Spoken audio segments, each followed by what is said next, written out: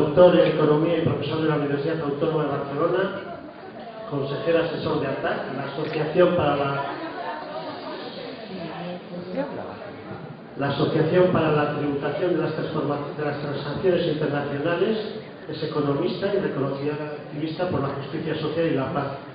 Y nos va a hablar de las alternativas que existen ante la coyuntura económica actual. El título sería Economía en tiempos de crisis y creemos que es muy apropiado. Esta conferencia se enmarca dentro de un proyecto de investigación que estamos desarrollando que se titula Economía Social y Solidaria, una agenda para el desarrollo humano sostenible local. Está financiado por la Diputación Foral de Vizcaya. ¿Y por qué Maús organiza o está dentro de este tipo de investigación? Bueno, quienes conocéis un poco la trayectoria de Maús, sabéis que fundamentalmente nuestra acción es sobre el terreno, pero también tenemos como un enunciado principal el conocer las causas que generan la miseria. Y es por esto que creemos también importante no solamente actuar in situ, sino también preguntarnos por qué ocurren las cosas que ocurren, ¿no? Yo voy a dar paso directamente a Arcadi, me parece que es la persona que estáis esperando. O sea que Arcadi, cuando quieras. Muy bien, pues buenas tardes a todas y a todos. Mis excusas por no hablaros en euskera, pero no es fácil aprenderlo. En cualquier caso, sintonizo claramente con su voz. Mis excusas también, aunque no me oyen, para la gente que ha quedado fuera. Era una cosa un poco imprevista. Yo he quedado muy gratamente sorprendido y la verdad se ha dicho un poco espantado. Toda esta experiencia memorable que tenemos aquí, en una sala respetable, que casi parece el gran teatro del liceo, y que evidentemente no es fácil pues actuar frente a esta audiencia. Me sabe mal, porque sí que es verdad que si algunos compañeros quedan fuera, pues si hay ocasión en el futuro que ofrezco para repetirles o para guiarles, incluso si quieren esperarse al final hacerles un resumen de lo que está haciendo. Gracias en cualquier caso. Y por descontado, gracias también a los compañeros de Maús, que son los que me han invitado, y hace tiempo que estábamos preparando un poco pues esta acción, y que agradecer especialmente a Quintana Santauaria las preocupaciones, los desvelos que ha tenido para cuadrar un poco esta charla de esta tarde, y también al presidente Javier Pradini, pues por la gentileza en presentar. Último agradecimiento a todos ustedes que vienen a escuchar la charla. No sé si responderá a sus expectativas. En cualquier caso, intentaremos hablar de la economía en tiempos de crisis como referencia. Yo les hablaré fundamentalmente de la crisis que nos afecta a todos, de esta que nos deja sin trabajo, de esta que nos deja sin pensión, de esta que nos deja sin piso y que en ocasiones nos deja sin mujer. Esta sí que es una crisis. Pero en cualquier caso, antes de entrar en esta crisis, sí que quisiera referirme a una crisis mucho más importante que la que tenemos nosotros. Y supongo que ya solo con decir esto, ustedes intuyen que me refiero a la crisis alimentaria. Porque la gente se lo pasa mal. Por descontado, la gente se lo pasa mal en Euskadi, en Cataluña, en Madrid o donde sea. Pero morirse de hambre, prácticamente en España no se da. Y en cambio, a nivel internacional, la muerte por hambre, que es la peor de las crisis que puede haber, afecta a miles de personas. El pasado mes de mayo tuve ocasión de asistir a una charla de un personaje que la mayoría de ustedes conocen, se ha movido mucho en los ámbitos de Naciones Unidas, fue el antiguo ministro, se llama Federico Mayor Zaragoza. Dirigió la UNESCO durante más de 20 años y en la charla que tuve ocasión de escucharlo antes del verano, ¿qué nos decía este señor?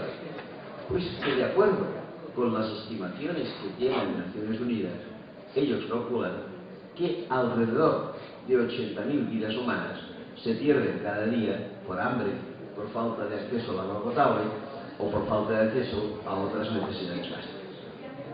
Les aseguro que 80.000 vidas humanas es una cantidad inaceptable. Es una cantidad inaceptable de muertos en un planeta que tiene, eso sí, recursos suficientes para alimentar no solo a la actual población mundial, sino a bastante más que la actual población mundial. Como ustedes pueden intuir, el problema no es de producción, el problema es de distribución. Unos tenemos mucho, otros tienen poco. Pero como la mayoría de ustedes han intuido, la respuesta a este problema no es que nosotros cojamos nuestros excedentes y los mandemos a estos países, en primer lugar porque vengan podridos, y en segundo lugar porque destruirán las agriculturas locales, sino que lo que se trata es de que cada país intente llegar a aquello que ahora se ha puesto de moda llamar soberanía alimentaria, que cada país produzca aquello que le hace falta. Y precisamente sobre la soberanía alimentaria se pronunció hace algunos años, concretamente 3 años y medio, la ONU, que tiene una bien conocida organización dedicada a la agricultura y a la alimentación llamada FAO. Esta organización hizo saber que valía la pena caminar hacia la soberanía alimentaria, pero que esto requería dinero. Requería inversiones para regadíos, para caminos rurales, para granjas, para bancos de pesca, para tractores, para lo que ustedes quieran. Y en aquel momento, si acuden los archivos de la FAO, todavía lo encontrarán, la FAO, junio de 2008, pidió a los países ricos del mundo la creación de lo que la FAO llamó un fondo de emergencia que se debería dotar con 50.000 millones de dólares al año, y con estos 50.000 millones se podría, decía la FAO, atender a las necesidades más urgentes del hambre en la población mundial. ¿Qué respondieron a esta petición los países ricos? Que no, que sus presupuestos eran demasiado limitados y que nunca encontrarían cada año 50.000 millones de dólares para responder a las peticiones de la FAO. La FAO lo lamentó y dijo que en este caso el hambre seguiría aumentando. Sin embargo, dense ustedes cuenta de esto que les digo sucedía en junio de 2008. 3 meses después, concretamente el día 15 de septiembre de 2008, se producía la mayor quiebra de la historia empresarial norteamericana, la caída de una banca norteamericana llamada Lehman Brothers, que fue en su caída un verdadero desastre. Arrastró a una parte importante del sistema financiero y sí que algunos dicen que a partir de este 15 de septiembre podríamos decir que daba inicio la crisis. Un verdadero temporal, algo insostenible. La caída de la banca Lehman Brothers. Muchos de ustedes no ignoran que el director en España de Lehman Brothers se llama Luis de Guindos y es ministro de Economía desde hace 3 semanas, más o menos, para que vean cómo está la situación. Muy bien. La banca cayó e inmediatamente los gobiernos tenían miedo de que otros bancos entraran en la misma caída. Y inmediatamente empezaron aquello que se ha venido a llamar, de una manera un poco eufemística, se ha venido a llamar inyección de liquidez a la banca. Desde aquel 15 de septiembre de 2008 hasta ahora se ha dado inyección de liquidez a la banca. Dicho de otra manera, se le ha dado dinero. A veces se le ha dado, a veces se le ha prestado, pero como que no lo devuelve, es como si no se lo hubiera dado. He calculado en estos 3 años y medio qué cantidad de dinero, qué cantidad de liquidez se ha dado a la banca. He intentado pormenorizarlo y les puedo asegurar que contando, si no día a día, sí semana a semana, hasta este momento se le ha dado a la banca 4.600.000 millones de dólares. Si ustedes hacen una pequeña división, se darán cuenta que 4.600.000 millones de dólares divididos por los 50.000 millones que la ONU pedía para hacer frente al hambre, da como cociente el número 92. Dicho de otra manera, con el mismo dinero que se ha dado a la banca en estos 3 años y medio, si los cálculos de Naciones Unidas son ciertos, se hubiera podido erradicar el hambre en el mundo 92 veces. Ya verán ustedes si esto es de recibo, si esto es aceptable, si esto es posible. No, no se entiende. Y la pregunta es, ¿y si no se entiende por qué se ha producido? Le he dado bastantes vueltas. Y les aseguro que después de darle muchas vueltas, tan solo he encontrado una única respuesta. Ustedes dirán que es tontita, que no tiene sentido, pero no se me ocurre otra. Los gobiernos ayudan a los bancos y no ayudan a luchar contra el hambre. Porque los gobiernos que ayudan y los bancos que son ayudados son exactamente los mismos. Y si no son los mismos, son íntimos amigos. Y a partir de ahí hay dinero para los bancos y no hay dinero para el hambre. Y eso que digo, se lo voy a demostrar con 2 ejemplos. Primero, la caída de Lehman Brothers, como les he expuesto, fue la mayor quiebra de la historia empresarial americana. Pero si alguno de ustedes hace memoria se da cuenta que la segunda mayor quiebra de la historia empresarial americana no es del 2008, data del 2002, cuando cayó otra gran empresa llamada Enron. Enron, en aquel momento, atrapó a sus proveedores, atrapó a sus inversionistas, atrapó a sus accionistas una cantidad de 80.000 millones de dólares. Bienvenidos. 80.000 millones de dólares es aproximadamente el equivalente a 1 año y medio de lucha contra el hambre. Sus 80.000 millones desaparecieron. No se supo más de esta banca y casi nadie habló después de ella. Pero no era banca, era una empresa de servicios. Hace un cierto tiempo vi un reportaje sobre la historia de esta empresa de servicios Enron, desde que había nacido, cómo había crecido y cómo había desaparecido. Y en este reportaje, en una de las escenas, aparecía la figura del presidente de la empresa, un tal Jeffrey Skilling, norteamericano, que era el señor que había hecho subir a la empresa, pero que era el mismo señor que la había destrozado. Tanto era el destrozo que este señor Skilling había hecho a la empresa Enron, que si ahora alguno de ustedes quisiera encontrarla, debería acercarse a alguna cárcel norteamericana donde el hombre está purgando el quinto de los 25 años de pena que le han caído por estafa. Pues bien, en un momento determinado de esta película apareció el señor Skilling, cuando todavía era el famoso presidente de esta empresa, un día que para él debería ser muy importante, el día en que el señor Skilling celebraba públicamente la fiesta de sus 50 años. Se veía en la filmación escenas típicas de lujo de gran fiesta americana, muchos vestidos, muchas joyas, mucha comida, todo lo que ustedes quieran. Y en un momento determinado, aparecía Jeffrey Skilling, el homenajeado, abrazado a dos personas. Los dos amigos le hacían caricias, le hacían carantoñas y decían: estimado Jeffrey, somos tus amigos. Hoy mismo hemos hecho un viaje, un largo desplazamiento, para poder acompañarte en esta fiesta tuya de aniversario. Ahí los tienes a tu lado. Mirabas quiénes eran estos dos magníficos amigos de este estafador, repito, de 80.000 millones de dólares. Y no había mucha duda. La fotografía hablaba por ella sola. De los dos amigos, uno se llamaba George Bush padre, el otro se llamaba George Bush hijo. Los que dan dinero, los que lo reciben, son exactamente los mismos, y si no, se abrazan como íntimos amigos. Pero cuidado, esto que les digo no sucede tan solo en Estados Unidos, esto sucede en el Estado español. En el mes de noviembre del año 2009, la reina Sofía cumplió 70 años. Como pensé que la señora es amante de la música, me le ofrecieron un concierto de celebración. Al día siguiente, todos los periódicos ponían la instantánea el momento en que la reina y sus acompañantes salían del teatro en donde se iba a celebrar el concierto. ¿Quién se veía en esta fotografía? Bueno, como se supone, se veía la reina. A su lado se veía el rey, que no es tan de suponer porque no le gusta la música, pero aquel día acudió. ¿Quién más había? Pues había su hijo el príncipe. ¿Quién más? Su nuera la princesa. ¿Quién más?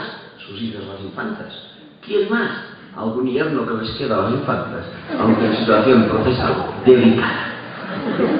¿Y quién aparecía en aquella fotografía, además de los personajes que estoy diciendo? Una sola persona que no pertenecía a la familia real. La única. Me pregunté, ¿quién es este infiltrado? O mejor dicho, ¿quién es esta infiltrada? Porque se trataba de una señora. Tuve que consultar al pie de página, que me lo explicaba claramente. Esta señora se llama Paloma O'Shea y está casada con un señor llamado Emilio Botín, primer banquero y primer evasor de impuestos del país. Digamos las cosas como son. Y por tanto, siempre encontraremos dinero para ayudar a la banca, nunca encontraremos dinero para luchar contra ella. Termino esto. Esto era solo una pequeña introducción para hacer ver que hay problemas más graves que los que consideraremos ahora. Pero ahora sí quiero entrar en nuestra... Perdón, y antes de entrar, un pequeño añadido. No hemos luchado contra el hambre. Y por tanto, no hemos podido cumplir aquello que muchos de ustedes conocen y que se llaman objetivos del milenio. ¿Qué nos decía el primer objetivo del milenio cuando se aprobó a raíz del cambio de siglo? Que en el 2000 al 2015 el hambre del mundo debería reducirse a la mitad. Estamos acercándonos al 2015, ya estamos en el 2012. Hemos reducido la mitad. Mírala, si ustedes miran las cifras de Naciones Unidas, en el año 1999, justo al acercarnos al año medio, los hambrientos del planeta eran 840 millones de personas. ¿Y ahora qué son? Ahora son 1.200 millones de personas. En lugar de decrecer, hemos crecido extraordinariamente en el número de personas que sufren hambre. Esto es lo primero que les quería decir. ¿De qué manera no se han cumplido los objetivos del milenio? Y de qué manera el hambre fue y sigue siendo la crisis y el problema más importante. Pasemos ahora a la crisis nuestra de cada día, esta que nos ocupa. Es, evidentemente, una crisis típica del capitalismo.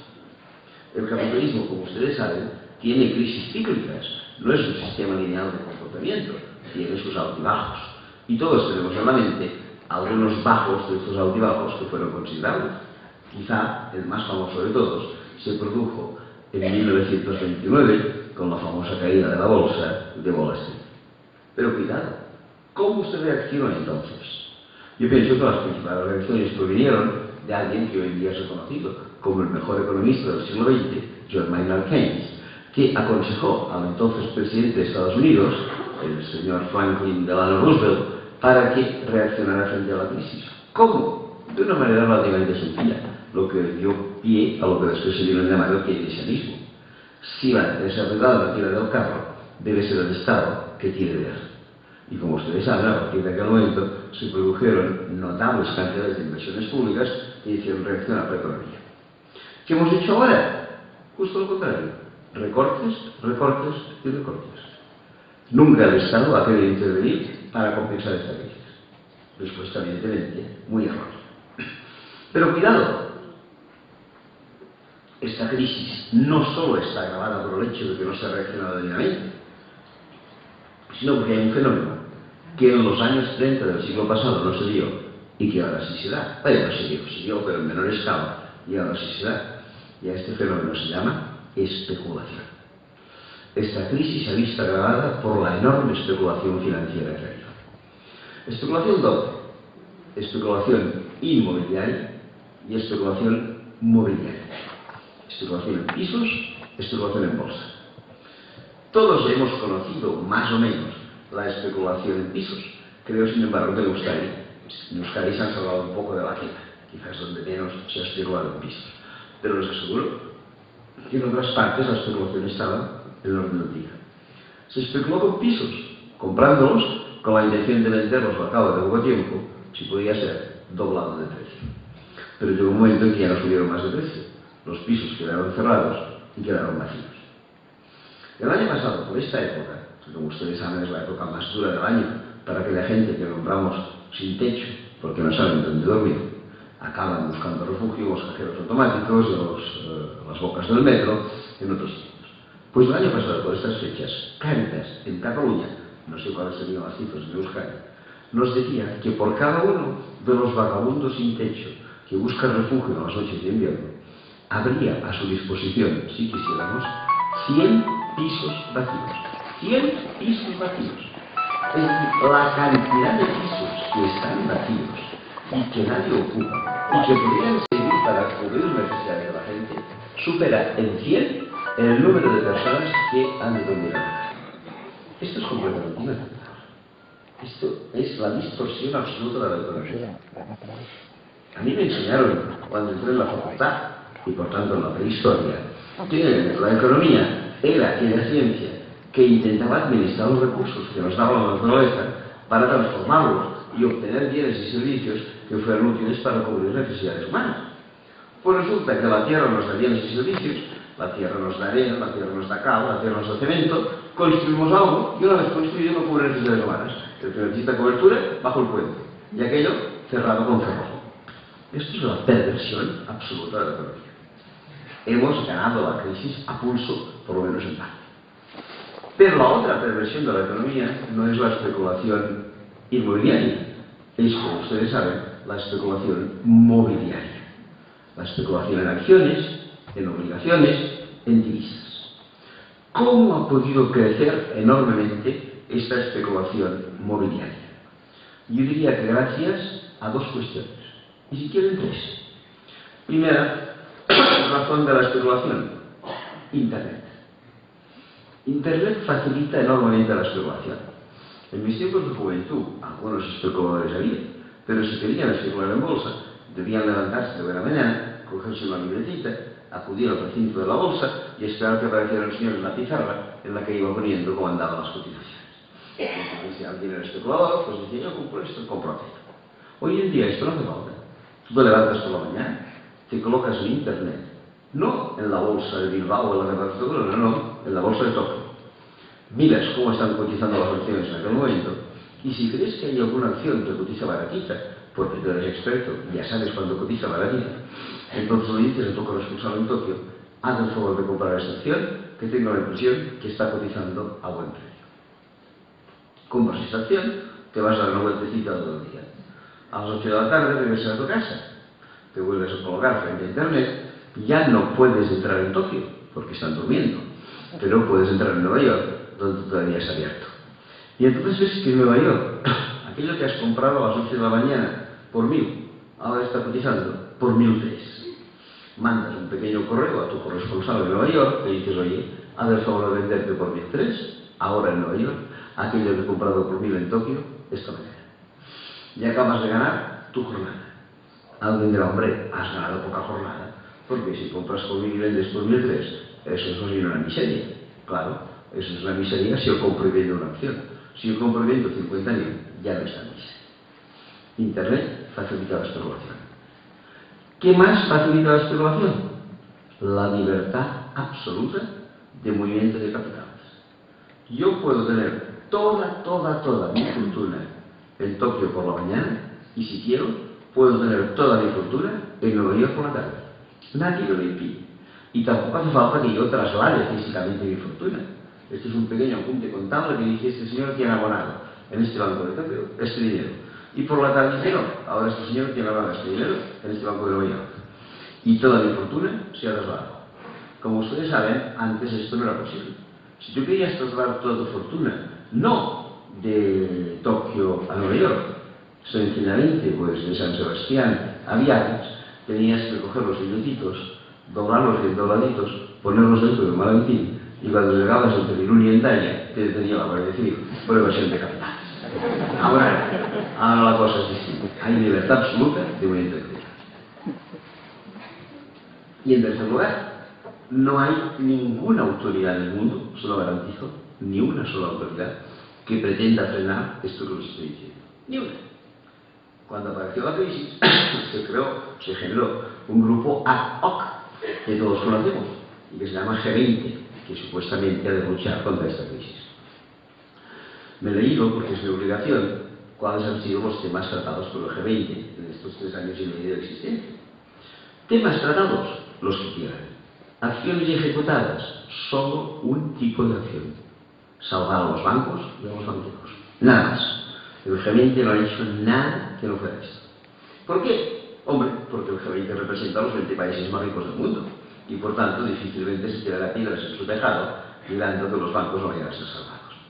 Hace unos años se produjo un fenómeno interesante. Ustedes saben que la Asamblea General de la ONU tiene un secretario general, que supuestamente es la máxima autoridad, pero, quizá menos conocido, hay el presidente de la Asamblea General. Un señor que, por ser, ni tan solo es funcionario de Naciones Unidas, es un embajador que de forma rotatoria y por orden alfabético preside cada año Naciones Unidas. En el año 2009, esta presidencia recayó en un personaje interesante, un señor de Nicaragua llamado Miguel de Escoto, que había sido, quizá alguno de ustedes lo recuerde, el primer ministro de Asuntos Exteriores surgido de la famosa Revolución Sandinista. A este señor le debía quedar algún rinconcito de sandinismo por la cabeza, y cuando le tocó presidir la Asamblea General de la ONU, dijo: ¿cómo puede ser que los 20 países más ricos del mundo deban hacernos salir de la crisis? Esto es imposible, nunca lo harán. Si queremos discutir la crisis de una manera democrática, no pueden ser 20. Han de ser todos los países del mundo los que la resuelvan. Y el hombre, ni corto ni perezoso, convocó en la sede de Nueva York de Naciones Unidas para el mes de junio del año 2009 a los 192 jefes de Estado y de Gobierno de los 192 países miembros de Naciones Unidas para que se presentaran aquí a discutir la crisis. De las 192 invitaciones cursadas, un solo jefe de Estado atendió la invitación y se presentó puntualmente en Nueva York, en aquel mes de junio. Unos, los demás se reían de la propuesta de este señor. ¿Quién era este señor? Un tal Rafael Correa, presidente de Ecuador, al cual, al regreso de su reunión, en la cual estuvo solo, a Ecuador, entonces se encontró que policías y militares le querían echar del poder. Se ríen. Los jefes de Estado de la crisis se ríen, se lo garantizo. Nadie frenó esta especulación. Nadie. Y conste que sabíamos con bastante antelación que esta especulación iba a ser peligrosa y de malos resultados. Y ustedes se preguntarán, ¿y quién nos advirtió que esta crisis podía ser peligrosa y de malos resultados? ¿Y cuándo nos advirtió? Pues miren, nos advirtieron en 1992, hace 20 años que estamos advertidos que esta especulación puede generar una crisis. ¿Y quién nos advirtió? Aunque os parezca mentira, nos advirtió el mayor especulador del mundo.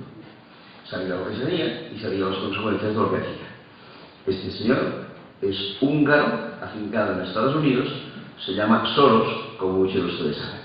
El señor George Soros es hoy por hoy el primer especulador mundial. Eso sí, a título individual, porque a título colectivo, el primer especulador mundial no se llama de nombre George y de apellido Soros, se llama de nombre Fondo y de apellido de Pensiones.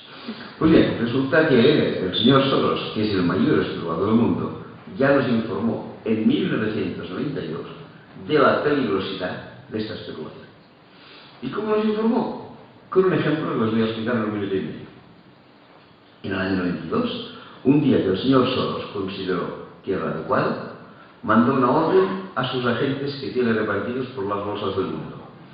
Y les dijo, mañana, acudid a bolsa y adquirid todas las libras esterlinas, la moneda inglesa, que se encuentran en la venta. Al día siguiente, repitió la misma orden. Comprar todas las libras esterlinas que se hallan a la venta. Cada día libras esterlinas a la venta.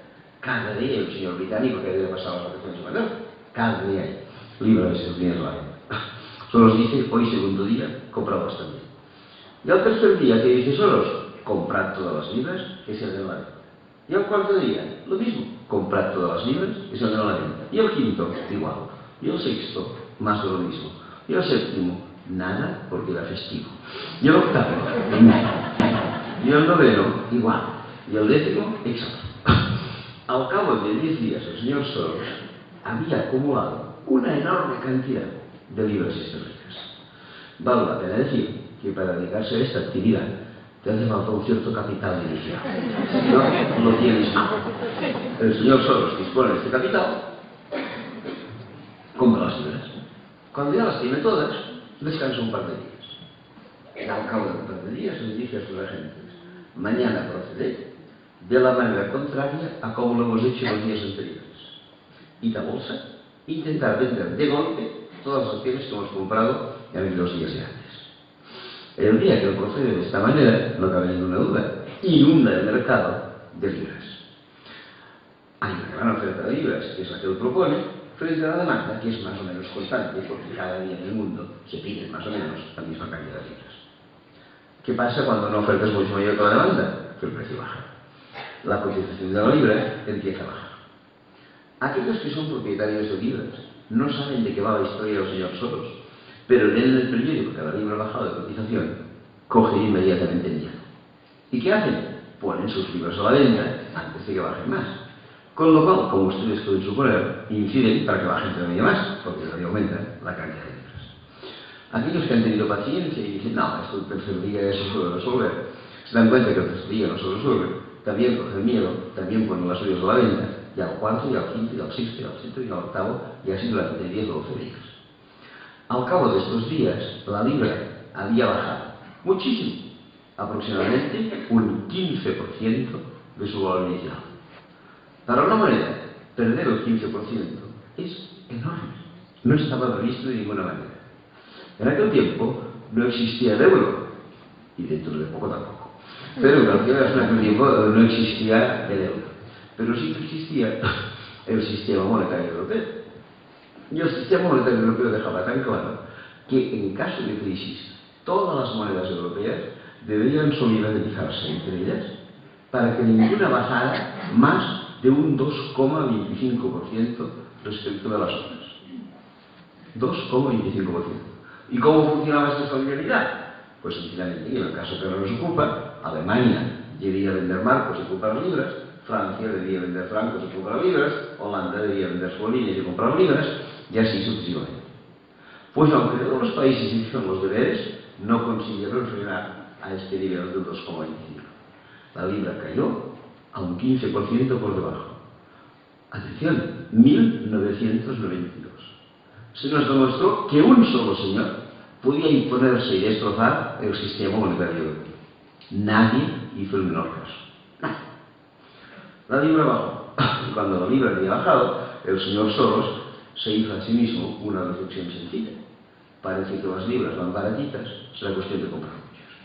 Y entonces dijo a sus agentes: adquirid todas las libras que encontréis en el mercado, siempre y cuando coticen 15% por debajo de su valor habitual. El hombre se hizo con una enorme cantidad de libras esterlinas baratas, y a partir de aquel momento se puso a descansar. Como que ya no me molestaba más la libra esterlina paulatinamente se fue recuperando. ¿Por qué? Porque no había ninguna razón objetiva por la que la libra hubiera tenido que bajar. A veces en la economía, como ustedes saben, hay razones objetivas para que una moneda baje. La más importante, todos la conocemos, se llama inflación. Si un país tiene mucha inflación y el país vecino no tiene inflación, la moneda del país con inflación va perdiendo valor respecto a la moneda del país vecino. Pero la inflación lo que tenía Gran Bretaña, la tenía perfectamente controlada. Si la libra bajaba, no era por inflación, era porque Soros la molestaba. A la que Soros deja de molestar, la libra se rehace. Y al cabo del tiempo la vemos resituada en su punto inicial, 15% por arriba de donde había caído. Cuando la libra se ha recuperado, Soros hace su última reflexión y dice: parece que todas aquellas libras que hemos comprado baratitas ahora van caras. Será cuestión de que las vendamos. Pero no las venderemos de golpe, porque si las vendo de golpe las volveremos a hacer bajar.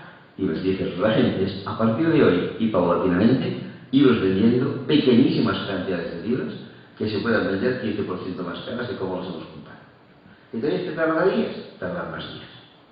El señor Soros tiene mucha paciencia y tardará medio año. Al cabo de medio año se habrá vendido todas las libras 15% más caras de como las había comprado. ¿Resultado de la operación? En esta operación el señor Soros ganó 1.000 millones de dólares. No hace falta que les diga que el señor quedó satisfecho.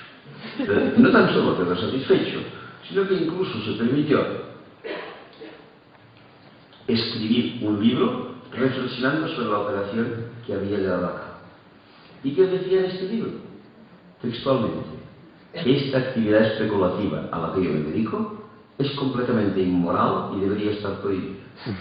Pero como que no hay en el mundo ninguna autoridad que me lo prohíba, lo voy a seguir practicando una temporalidad más. Esto hace 20 años y la temporalidad continúa.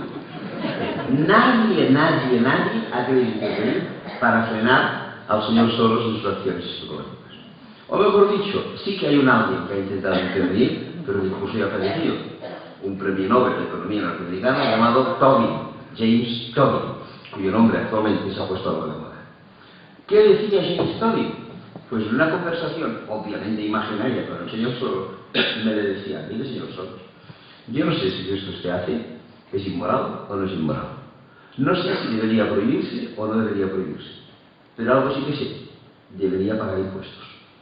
De manera que cada vez que usted compre o usted vende en plan especulativo, y para el señor Tobin, plan especulativo significa comprar y vender en una diferencia menor de 3 días, usted pagará un 1 por 1000 sobre la cantidad comprada o sobre la cantidad vendida. Y le aseguro, decía Tobin, que de esta manera se le van a pasar por todas las ganas. ¿Por qué se le van a pasar las ganas? Lo he dicho antes: tú compras en Tokio por 1000 y vendes en Nueva York por 1003. Pero si te quedan 1 por 1000 cuando compras en Tokio y si te quedan otro 1 por 1000 cuando vendes en Nueva York, la operación deja de ser apetecible. Tobin calculó que la mitad de la especulación mundial desaparecería de aplicarse su tasa. Ya no sería interesante. Pero la otra mitad permanecería, porque se mueven unos márgenes mayores. Pero ¿qué pasaría? Pagaría uno. ¿Cuánto se recaudaría? ¿Cuánto se recaudaría con ese 1 por mil que se cobraría sobre la mitad de la especulación que continuaría? 200.000 millones de dólares al año. Fijémonos bien, 200.000 millones de dólares significa 4 veces más que lo que la ONU pedía para erradicar la hambruna.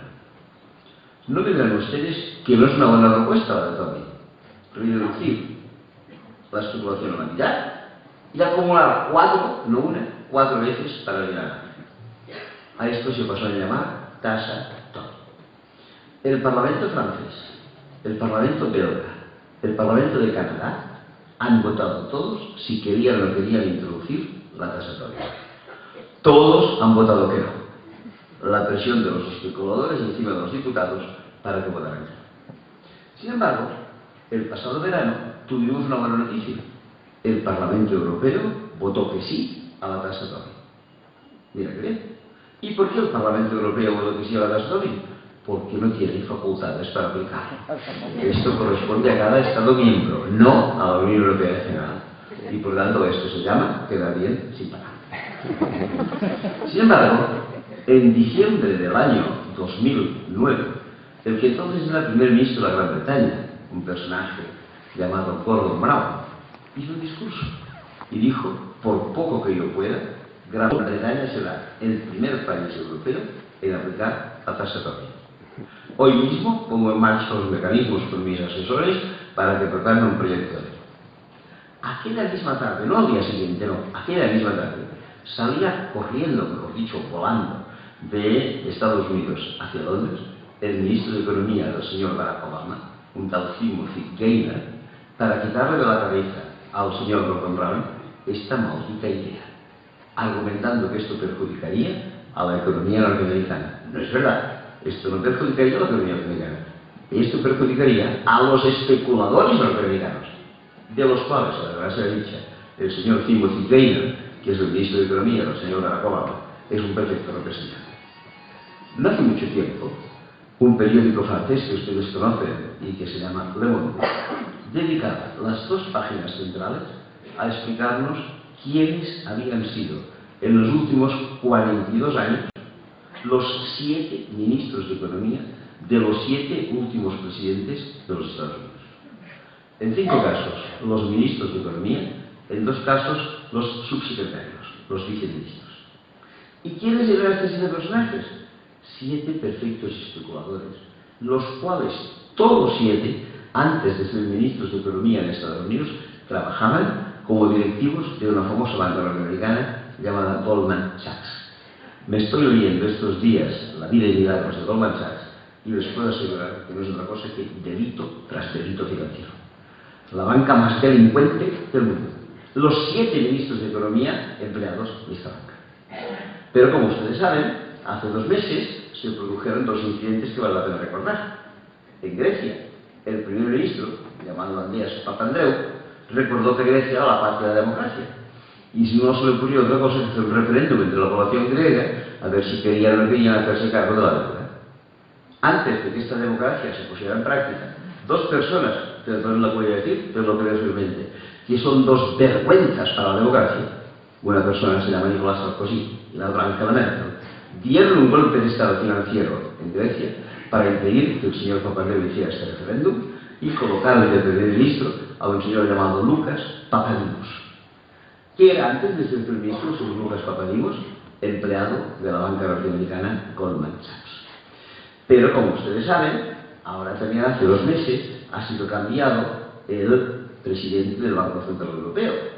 Hasta ahora era un señor francés llamado Jean-Claude Trichet. Acaban de imponer a otro señor que se llama Mario Draghi. ¿Qué era el señor Mario Draghi? Gobernador del Banco de Italia. ¿Qué era antes de ser gobernador del Banco de Italia? Empleado de la banca Goldman Sachs.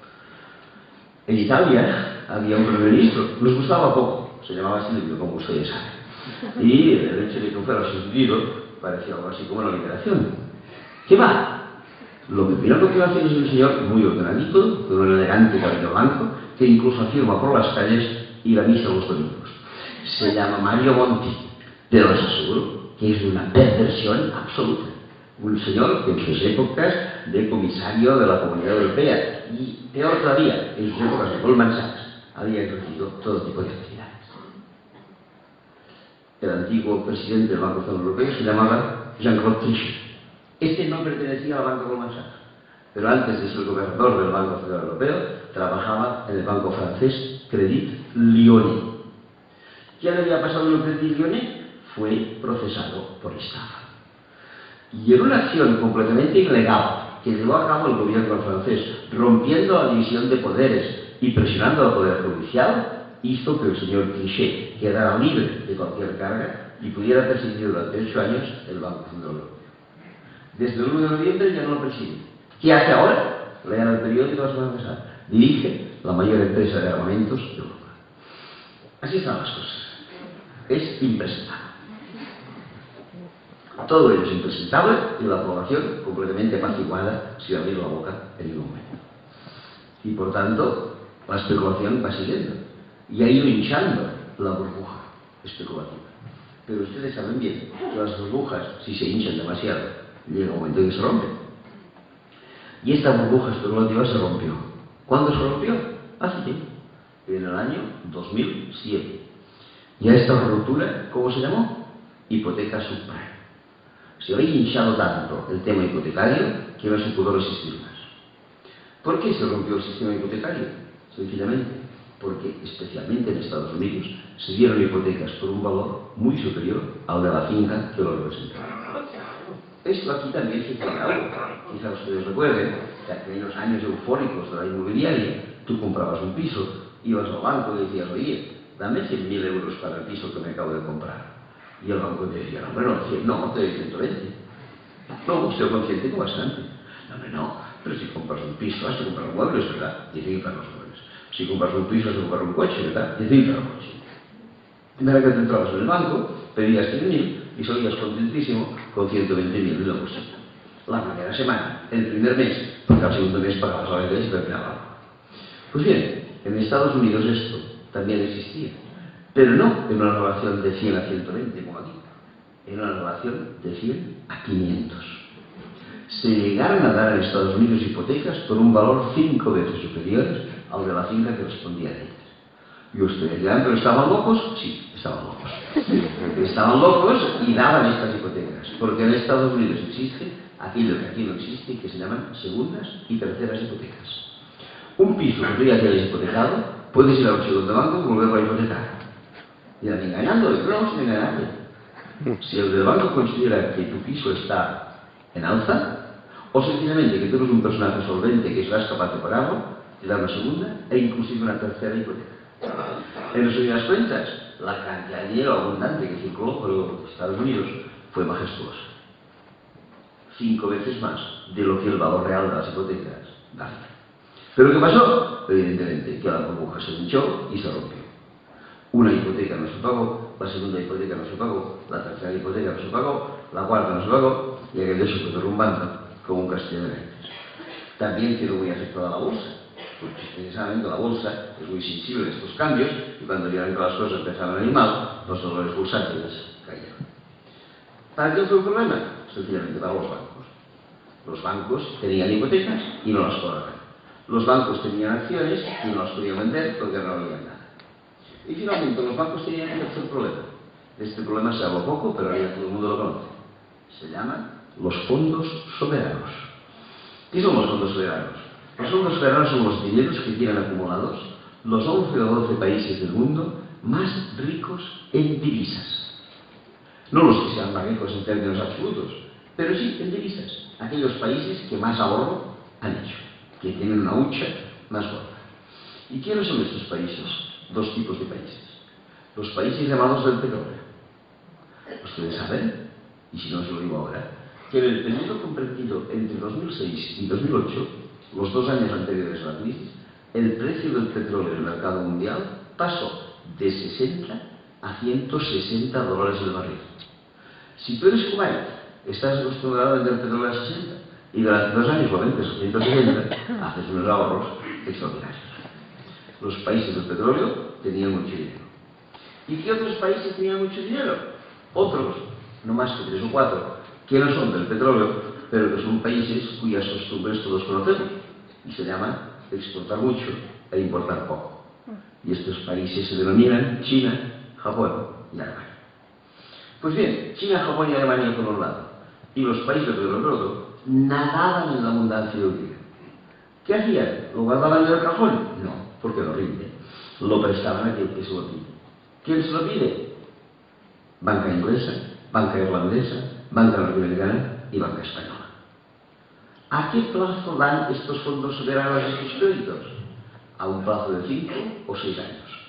¿Qué hace la banca española con este dinero que ha recibido de los fondos soberanos de 5 o 6 años? Concede hipotecas a 30 y 25 años. Es evidente que esto no funciona de ninguna manera. Llega el momento en que no pueden devolver los fondos soberanos, en que no pueden vender sus acciones, en que no cobran sus hipotecas. ¿Y qué hacen entonces los bancos? Exactamente lo que les he explicado hace un rato. Llaman a la puerta del Estado a ver si el Estado no resuelve la papeleta. Y no está mal lo que le ha resuelto el Estado a la papeleta. Lo he dicho hace un rato. 4.600.000.000 de dólares. Ahora que los bancos reciben este dinero, respiran hondamente y dicen, ya hemos superado el problema, ya podemos tirar adelante, pero hemos aprendido una lección. ¿Y qué lección hemos aprendido? Que no podemos dar crédito con la alegría y facilidad con la que lo dábamos antes. Resultado, vamos a cerrar el grifo del crédito. Y el momento en que la banca decide cerrar el grifo del crédito, esto que les he explicado hasta ahora, y que era una crisis estrictamente financiera, se convierte automáticamente en una crisis en la economía real.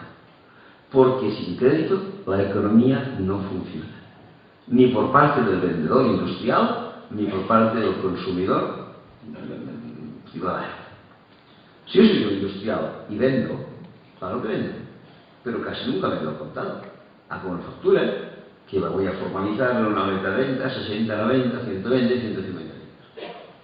Voy al banco y digo, oye, vengo esto y lo cobraré en 1, 2, 3, 4, 5 meses. Y el banco me dice, trae la factura, te descuento la letra y te avanza este dinero. Muy bien. ¿Que el banco me avanza el dinero? Haré la segunda, la tercera, la cuarta factura. ¿Que el banco no me avanza el dinero? Haré la primera, muy difícilmente haré la segunda y con seguridad no haré la tercera. Esto por parte del vendedor. Y por parte del comprador, lo mismo. Si yo compro pues, un vaso de agua, lo compraré contado.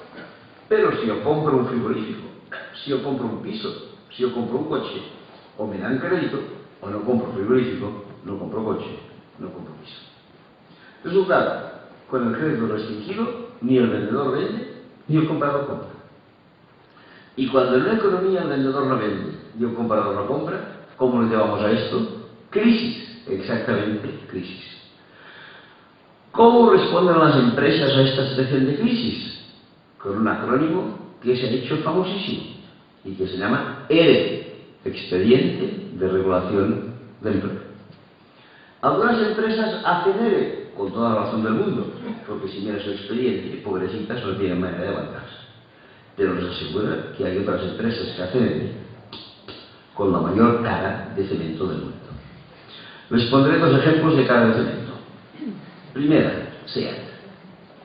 SEAT, en el año 2009, puso en la calle a 5.000 personas. He de reconocer que en los últimos meses está readquiriendo algunas. Pero en su momento puso en la calle a 5.000 personas. Inmediatamente me pregunté, ¿hace falta que SEAT ponga en la calle a 5.000 personas? Y la respuesta es obvia. Si SEAT tiene pérdidas, sí. Si SEAT tiene beneficios, no. Fui a mirar el balance de SEAT del año 2008, porque el expediente lo había hecho en el 2009, y efectivamente, en el 2008, SEAT había tenido pérdidas. Con lo cual, aparentemente, quedaba, digamos, justificado que SEAT hiciera un expediente. Pero tuve una curiosidad. Esto fue en el 2008. Y en el 2007, ¿qué le había pasado a SEAT? No, en el 2007 había ganado dinero. Ah, muy bien. Y en el 2006 también había ganado dinero. Y en el 2005 también. Y en el 2004 también. Y en el 2003 también. Y en el 2002 también. Y en el 2001 también. Y en el 2000 también. Y en el 99. Y en el 98. Y en el 97. Y en el 96. Y en el 95. y en el 94, y en el 93, y en el 92, y en el 91, porque me cansé de mirarlo, siempre había ganado dinero. Calculé que solamente en los 5 últimos años, antes de que llegara este mal año, si este mal año había sido 2008, los 5 años anteriores eran 2007, 2006, 2005, 2004 y 2003, si tú sumabas los beneficios de SEAT durante estos 5 años y los dividías por el número de trabajadores que tenía SEAT, cada trabajador de SEAT había aportado a la empresa un beneficio de 1,5 millones de euros.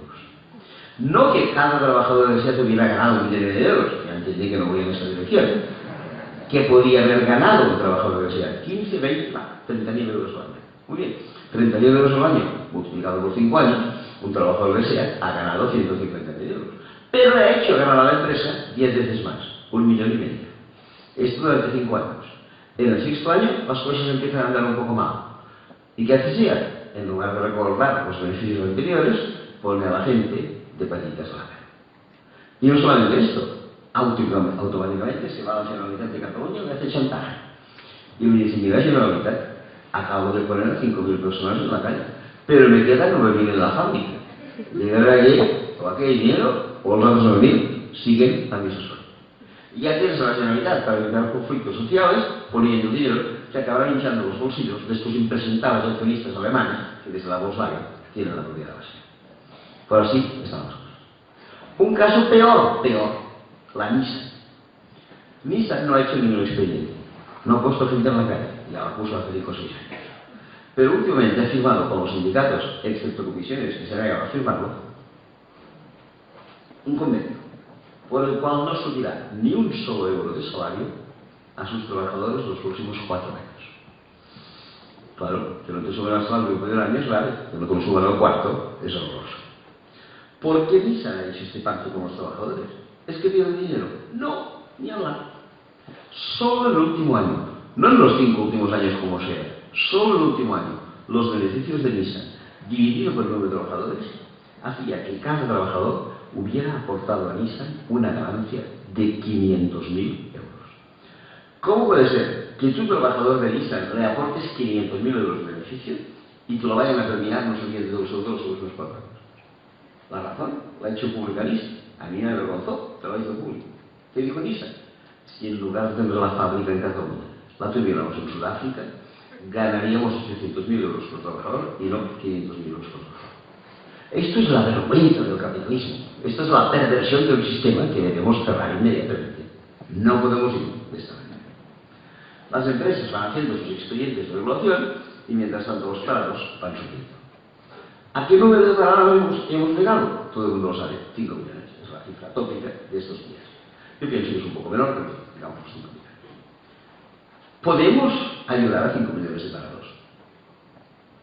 Ayudar significa darles prestaciones, darles seguros de paro, etc. La verdad es que lo veo muy difícil, por no decir imposible. Pero el otro día se me ocurrió una solución, que viniendo de mí, obviamente es muy mal, pero se la voy a explicar.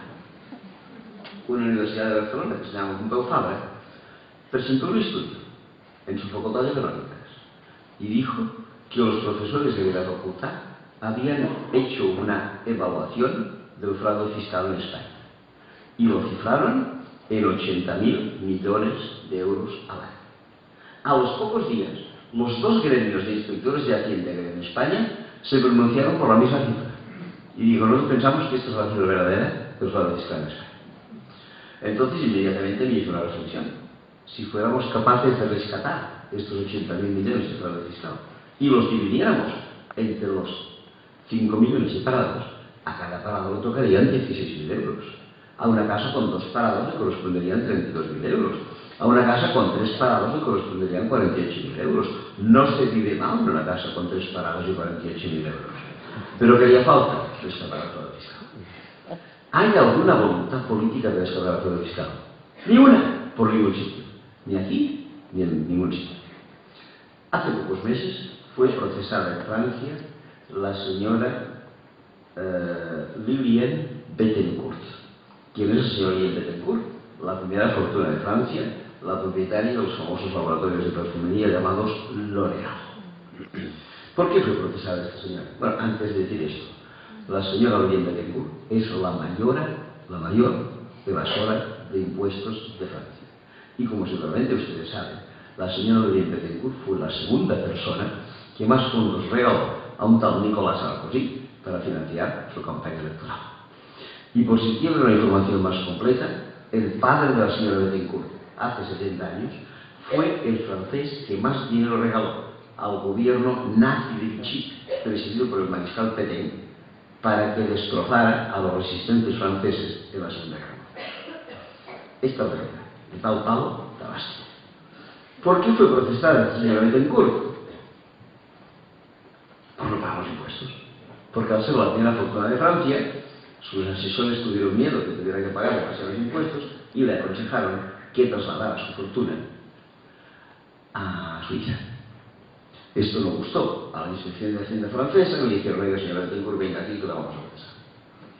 Pero un periódico francés ponía un artículo bien interesante en el que explicaba: es que esta señora Bettencourt no se ha dado cuenta que podía salirse bien del paso sin pagar impuestos y sin elevar el dinero a Suiza.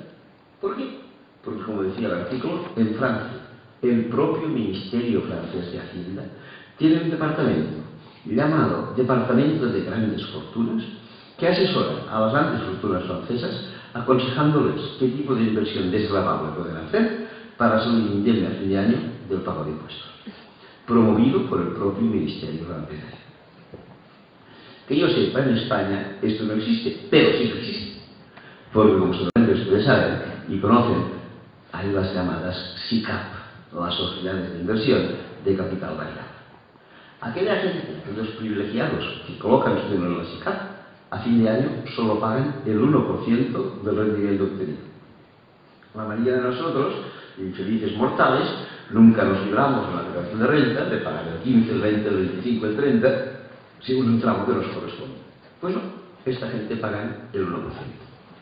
El otro día el periódico nos informaba quiénes eran los dos mayores inversores de la SICAP en España. El primero, un señor llamado Emilio Botín, cuya señora suele asistir a conciertos como explicaba. Y el segundo, un señor que ayer casó a su hija, se llama Mancio Ortega y es dueño de una de las tiendas más impresentables, más explotadoras laborales del país, que es de Málaga. Esto es un poco la realidad. No podemos ir de esa manera. Por cierto, ya que se ha colación el señor Botín, permítanme que les explique una pequeña anécdota que se refiere a él. Hace un cierto tiempo fue llamado a declarar por la Audiencia Nacional. No en su condición personal, pero sí en su condición de presidente del Santander.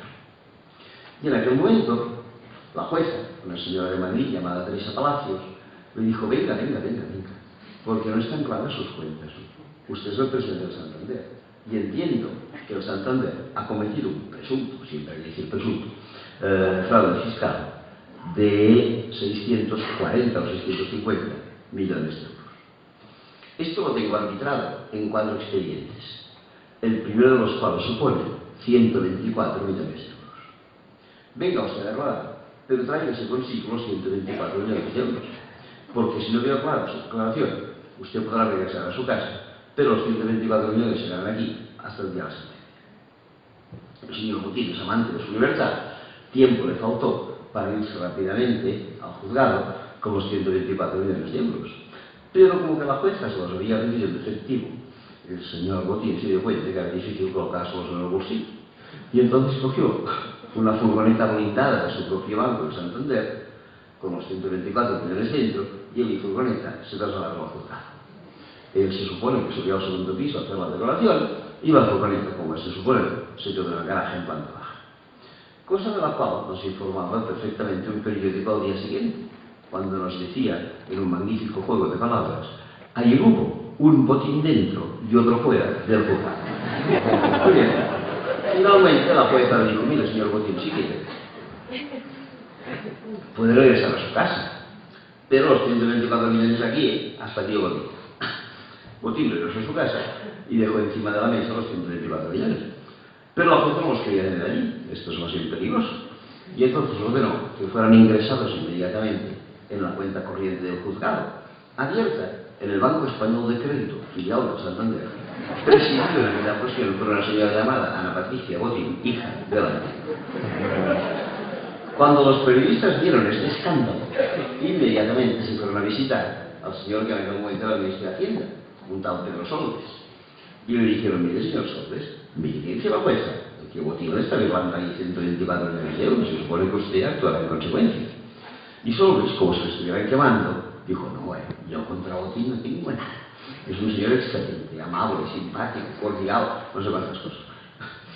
¿Por qué Solbes hacía estas declaraciones en favor de Botín tan claras? ¿Es amigo suyo o no? Ni lo sé, ni me interesa. Pero algo sí que está claro, que el señor Solbes es, o era en aquel momento, el responsable económico de su partido político.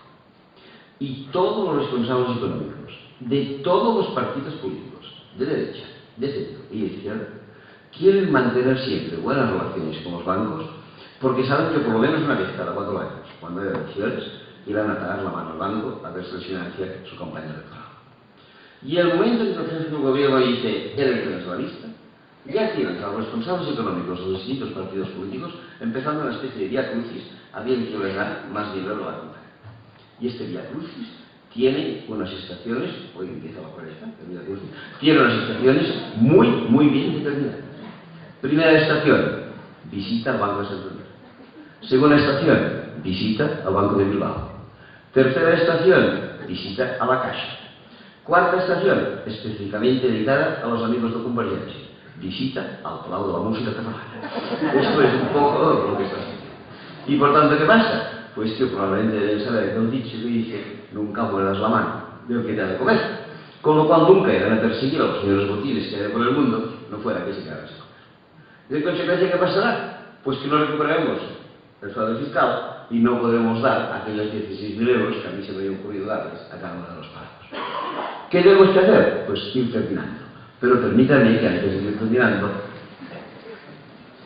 presente 5 o 6 propuestas que creo que vale la pena tener sobre la mesa frente a esta noticia. La primera, ya la he dicho y no la repito, tasa de paro. Segunda, persecución del fraude fiscal. Acabo de hablar de ello. Pero no he hablado totalmente de ello, porque el fraude fiscal tiene 2 modalidades, la interna y la externa. Y la externa, como ustedes saben, se llama paraíso fiscal. Grandes bancos españoles significa Santander y Bilbao, nada más que esto.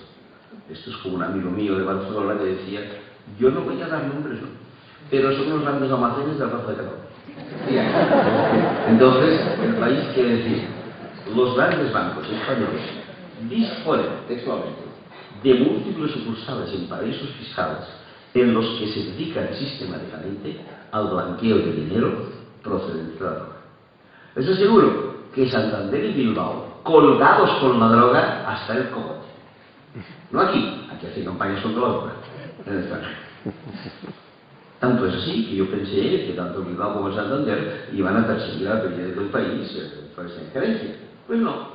Al cabo de 3 semanas, el Banco de Santander presentaba su memoria anual y se vio obligado a reconocer que tenía sucursales en 15 paraísos fiscales. Y peor fue, y ustedes lo saben porque son de Barcelona, lo que pasó en el Bilbao. Tuvo que dimitir el Consejo de Administración en peso, presidido en aquel momento por un señor llamado Pedro Ibarra, porque quedó acusado él y todos los miembros del Consejo de tener centenares de miles de euros escondidos en paraísos fiscales. Por tanto, lo que hay que hacer, si queremos que la gente tenga dinero, es en primer lugar, tasa Tobin, en segundo lugar, lucha contra el fraude fiscal. Y en tercer lugar, hombre, pues en tercer lugar algo que me parece obvio y evidente. Creo que un subtítulo que se ha dado a la charla de hoy es no tenemos por qué cejar en las políticas sociales, no tenemos por qué hacer recortes. Claro que tenemos que hacer recortes, no tenemos que hacer recortes, faltaría más. Y una manera de tener que hacer recortes sería no salvando a los bancos. Los bancos no deben ser salvados jamás. Los bancos se deben hundir y los banqueros deben ser procesados. Creo que estas cosas están muy claras y en Islandia lo han hecho perfectamente. Y ustedes dirán, hombre, y si dejamos caer a los bancos, nosotros caeremos con ellos. No, ustedes saben bien que si alguno de ustedes tuviera una cuenta corriente en un banco que fallara, el Banco de España, a través del Fondo de Garantía de Depósitos, les adjudicará los primeros 100.000 euros que tuvieran aquí. Alguno de ustedes dirá, ¿y si tengo más de 100.000? Si tienes más de 100.000, si tienes mucho, no se pagará. Pero siempre había la posibilidad.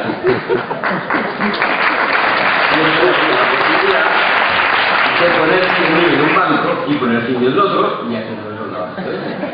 A los bancos hay que dejarles. Si no, estamos poniendo dinero inútilmente que después hace falta para las cuestiones sociales. Muchos de ustedes, el año pasado, se deberían ver afectados por el hecho de que el gobierno español se negó, dijo que no tenía dinero, para subir las pensiones. Muy bien. ¿Qué le supone al gobierno español subir las pensiones cada año? Aproximadamente 1.300 millones de euros. No había 1.300 millones de euros para subir las pensiones. Pero mira por dónde. Sí que había, no 1.300, 3 veces más, 3.900 millones de euros para salvar la caja de Castilla-La Mancha. Y es un ejemplo, de muchos más. Pero pongo este porque es un caso cerrado. Se le dieron 3.900 millones de euros a la caja de Castilla-La Mancha para tapar su agujero. ¿Y por qué la caja de Castilla-La Mancha tenía este agujero? El periódico lo explicaba muy bien. Por otra razón. Porque sus directivos, en lugar de dar crédito a la gente, se lo daban ellos mismos y no los devolvían. Y en segundo lugar, porque como ustedes saben, la caja de Castilla-La Mancha hizo una inmensa inversión construyendo un aeropuerto en Ciudad Real en el que creo que no aterrizó ninguna realidad. ¿Y quiénes eran los máximos responsables de esta caja de Castilla-La Mancha que le llevaron a este desastre? El presidente y el vicepresidente. El presidente, un señor llamado Juan Pedro Hernández Muerto, senador del PSOE y miembro de todas las comisiones anticorrupción del partido. ¿Y quién era el vicepresidente? Un señor del cual todavía no me he podido aprender el nombre, porque no sé si se llama Martín Díaz o Díaz Martín. Pero tanto me da, porque me ha aprendido muy bien el nombre de su señora.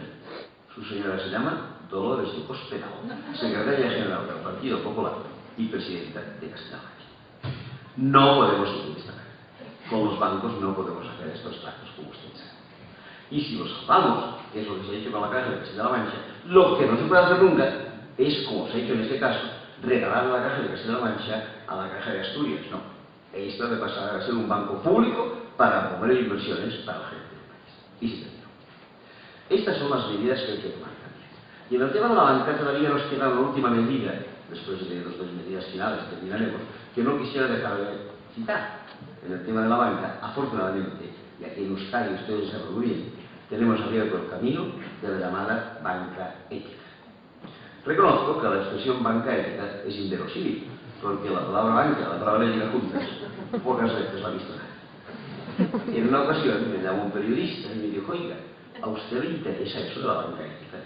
Digo, sí, creo que es una propuesta bien sugerente y vale la pena profundizar en ella. El hombre me contestó, ¿pero se da usted cuenta de que se trata de un oxímoron?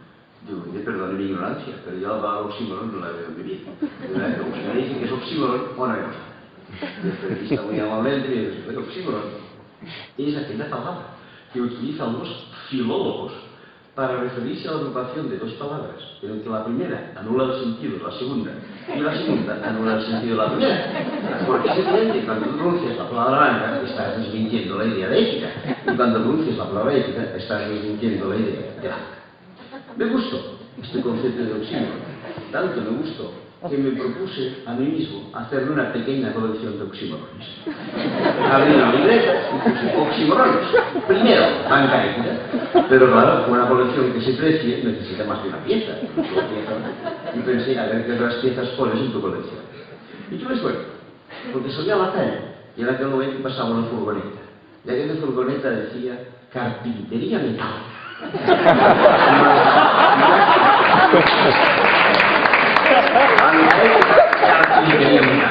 Ya tenía dos oxímorones en la colección, pero había que completarlas. Y entonces estábamos en plena guerra de Irak. Escuchaba un día las noticias y las noticias dijeron en esta población, obviamente refiriéndose a una población iraquí, ha caído fuego amigo. ¿Qué le vamos a hacer? Banca ética, carpintería metálica, fuego amigo. Mi colección avanzaba.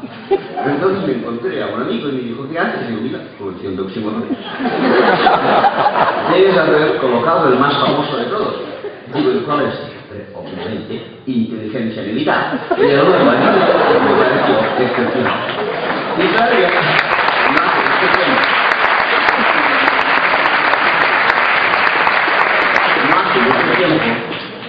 me encontré con un amigo en Barcelona y me dijo, ¿sabes que ahora en Barcelona se está constituyendo una nueva ONG? Contesté, mira, hay tantas, pero bueno, que haya una de nueva, siempre estará bien. ¿Cómo se llama esta ONG? Y me contestó, Aduaneros Sin Fronteras. ¿Cómo se ve? Esto de la banca ética se está un poquito de valor. Pero en cualquier caso, bien, ya hemos tenido en los últimos años la oportunidad de conocer a Trios, de conocer a FIARE, de conocer a COP57, de conocer a ICREL, de conocer experiencias de banca. ¿Cuáles son sus características? Básicamente tres. Primera, nunca acuden a bolsa, es decir, nunca especulan. Segunda, actuar con criterios negativos. Nunca invertirán en armas, nunca invertirán en drogas, nunca invertirán en explotación infantil, nunca invertirán en nucleares, nunca invertirán en tabaco, etcétera, etcétera. Y finalmente actúan con criterios positivos. Todo aquel dinero que nosotros prestemos a alguien irá destinado solo a tres finalidades: creación de empleo, cultura y educación y protección del medio ambiente. De manera que tú sabes que tu dinero está bien canalizado, porque en muchas otras ocasiones no sabes qué pasa con tu dinero. Tú puedes estar en una manifestación en contra de la guerra de Irak por la calle y tener tu dinero, en el Banco de Bilbao, más lejos, que es uno de los mayores promotores de industria de armas. Otra vía error, puedes hacer las cosas. Despreocuparte de algo de lo cual no deberíamos despreocuparnos nunca, que es el fondo de pensiones. Yo coloco mi dinero en un fondo de pensiones. Lo tengo 40 años o 35 años hasta que me jubilo aparcado de él. No tengo ni la más remota idea de lo que hace mi dinero durante estos 35 años. En el mejor de los casos me preocupo de saber qué rentabilidad me ha ofrecido. No podemos ir por el mundo de esta manera. A lo mejor yo sigo actuando en favor del tercer mundo o en contra del SIDA o lo que sea y tengo mi dinero metido en fábricas que de lo que están haciendo. Esto hay que vigilarlo en profundidad. Si queremos transformar esta economía, este es un tema de diario. Bien, con eso termino todo lo que yo les quería decir sobre el tema financiero. Pero si tienen la paciencia de esperar 10 minutos, les voy a añadir dos o tres cosas más complementarias que no son estrictamente hablando de la crisis financiera, pero que entiendo que son importantes para ser tratadas. ¿Y cuál es? ¿Y cuál es el siguiente tema que yo quisiera abordar? Y me parece fundamental. Quizá incluso más fundamental que los anteriores que hemos tratado. El paro, el desempleo. ¿Cómo vamos a salir del desempleo? ¿Cómo vamos a encontrar trabajo para 5 millones de personas? ¿Lo encontraremos? No.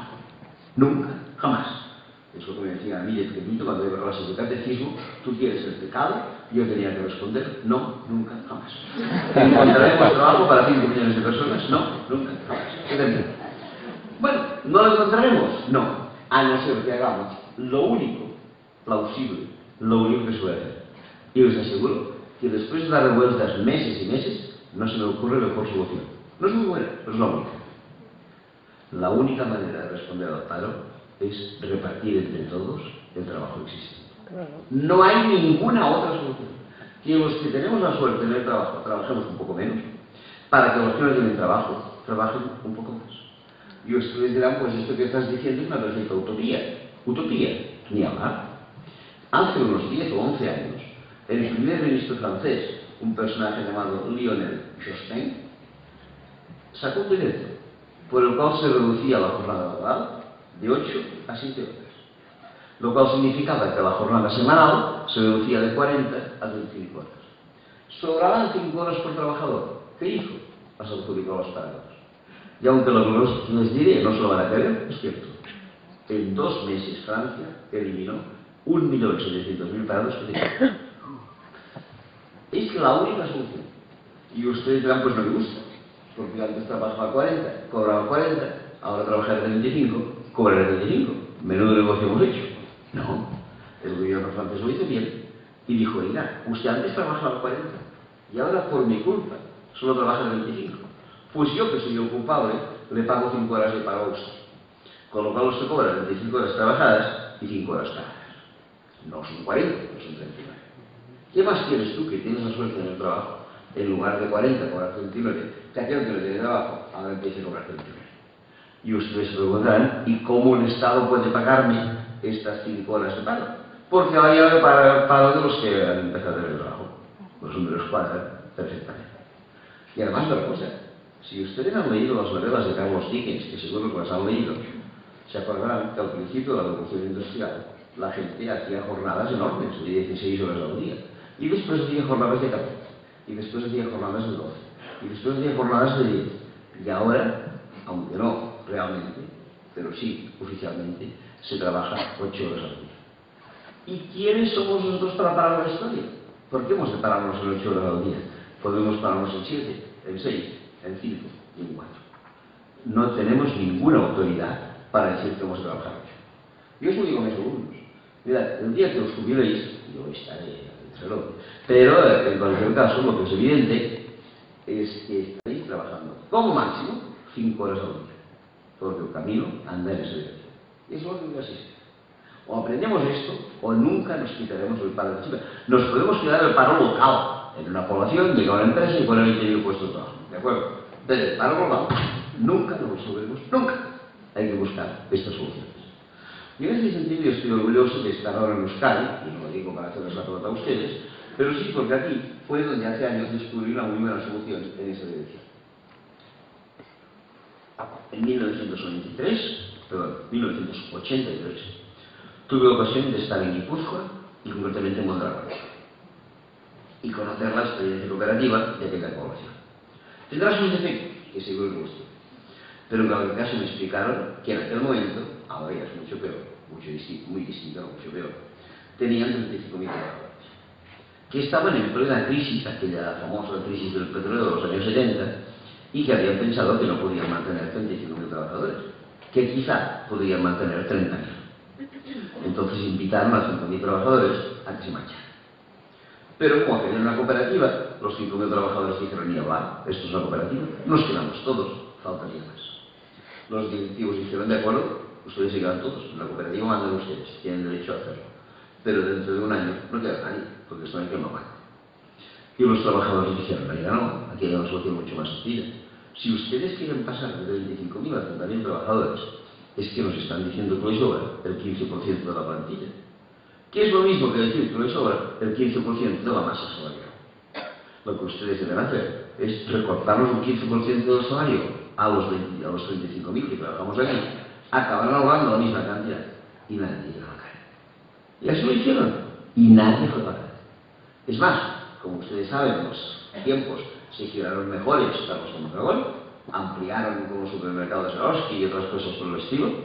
Ahora es una cooperativa con 110.000 trabajadores, la mayor cooperativa de Europa, y que yo sepa no costará ni la cara.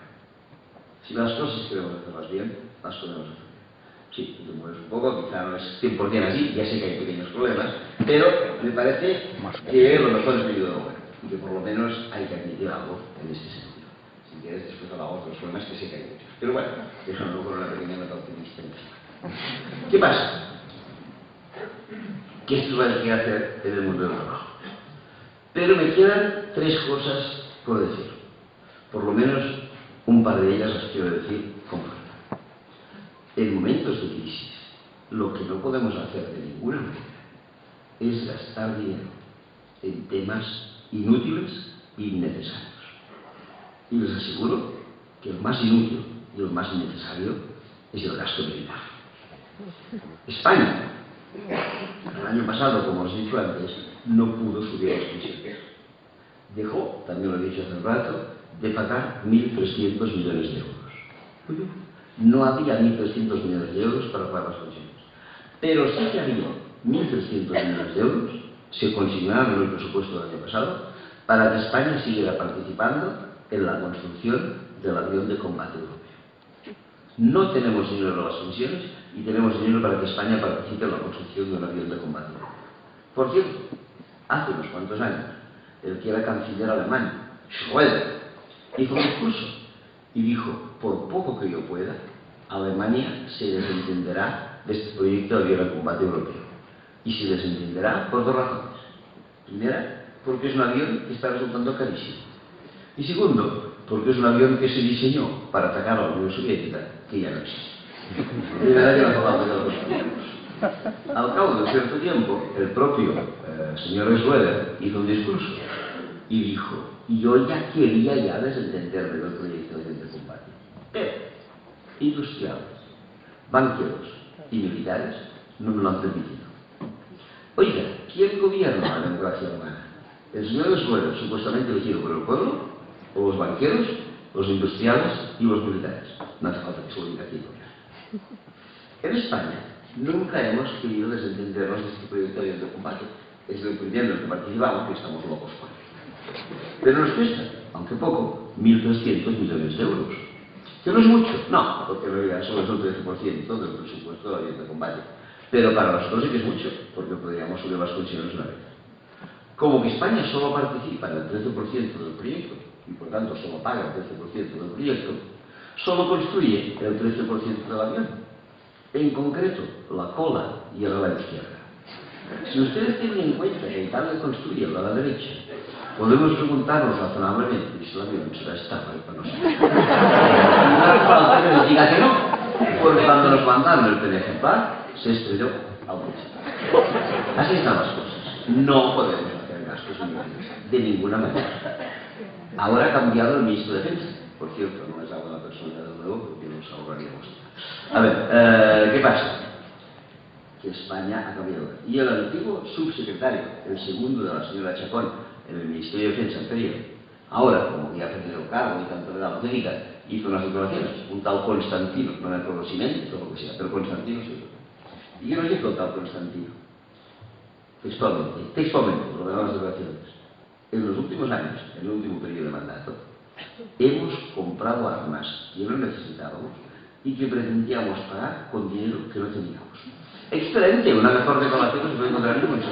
Hemos comprado armas que no necesitábamos y que pretendíamos pagar con dinero que no teníamos. ¿A qué niveles de insensatez hemos llegado? Imposible. Y vamos ya a las últimas cosas que les quería contar. 2 minutos, la última, la otra vez. La última cosa que les quería contar. Yo no sé si saldremos o no saldremos de esta crisis. Pero algo tengo clarísimo. Si alguna vez salimos, nunca, esto sí que lo digo muy seriamente, nunca podremos recuperar el crecimiento.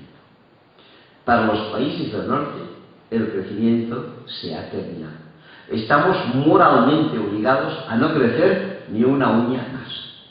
Los que somos de mi generación, y en esta sala seguramente hay algunos y que me perdonen, hemos sido la generación más perversa en la historia del planeta. Desde que entramos en los años 60 en esta vorágine de la sociedad de consumo, ¿qué hemos hecho? Nos hemos comido el 70% del petróleo. Hemos hecho subir 1,5 grados la temperatura hasta conseguir que los icebergs del Polo Norte y del Polo Sur se deshagan y estén llevándose de calle a estados enteros como las Maldivas, que casi no existen porque el agua se las ha comido. ¿Qué más hemos hecho? Hemos destruido la capa de ozono. ¿Qué más hemos hecho? Hemos contaminado el agua. ¿Qué más hemos hecho? Hemos contaminado el aire. ¿Qué más hemos hecho? Nos hemos comido la materia. Todas las tonterías que ustedes quieran. Y no por eso hemos sido más felices. No podemos seguir en este camino. Los ecologistas nos lo enseñan. Y nos hablan frecuentemente de la llamada huella ecológica. ¿Qué es la huella ecológica? Aquella que nosotros vamos dejando a medida que avanzamos. Hasta 1986, nos explican los expertos, toda aquella huella que nosotros dejábamos, el planeta era capaz de reconstruirlo al año siguiente. Si cortábamos madera, volvía a crecer. Que ensuciábamos el agua, se limpiaba. Que contaminábamos el aire, se purificaba. Excepto una cosa, petróleo, que todavía recuperaba. Lo demás se recuperaba hasta 1986. Pero desde 1986 hasta ahora, hemos comido tanto en nuestro consumo que ahora al planeta ya no le da tiempo a alcanzar aquello que se ha comido en el año anterior. Y el último dato del que dispongo es fuerte. Todo aquello que el planeta reconstruyó en el año 2009 no era lo que los humanos habíamos gastado en el 2008. Era lo que los humanos habíamos gastado del 1 de enero al 23 de septiembre del 2008. ¿Y cómo vivimos del 24 de septiembre al 21 de diciembre? Sencillamente de gorra, a costa de futuras generaciones, comiéndonos aquello que no tenemos derecho a comer nosotros porque se lo quitamos a los que vienen de las nuestras. Esto es como aquel que tiene un bosque. Si del bosque cada año corta la madera que el bosque reproduce, tendrá bosque toda la vida. Pero si cada año se empeña en cortar más madera que la que el bosque reproduce, ¿cómo se queda la larga? Sin bosque. Estamos exactamente en esta situación. Y suerte, que no todos consumimos por igual. Porque ustedes saben que el año pasado el mundo llegó a los 7.000 millones de habitantes, de los cuales 1.000 consumimos tanto como podemos. pero los otros 6.000 están a verlas venir. Decía el otro día un informe de Orey, tristísimo, que si los 7.000 millones de personas que vivimos en este planeta, estas 6.000 que lo consumen, quisieran consumir como consumimos nosotros, el planeta no se reproduciría del 1 de enero al 23 de septiembre. Se reproduciría del 1 de enero al 7 de abril de cada año. La Tierra solo da para reproducir una cuarta parte de aquello que los de los países del norte estamos consumiendo. No podemos seguir de esta manera. Que no nos venga nadie a decir que ahora saldremos de la crisis, bueno, venga, eso sí, pero que no venga nadie a decirnos que ahora cuando salgamos de la crisis recuperaremos el crecimiento. No, el crecimiento no lo podemos recuperar. El crecimiento material, el crecimiento espiritual, el crecimiento musical, el crecimiento literario, el crecimiento poético, el crecimiento amoroso, el que quiera. Pero el crecimiento material se terminó. No podemos, claro que podemos, pero nos hacemos muy mala jugada y nuestros nietos y bisnietos nos van a pedir cuentas.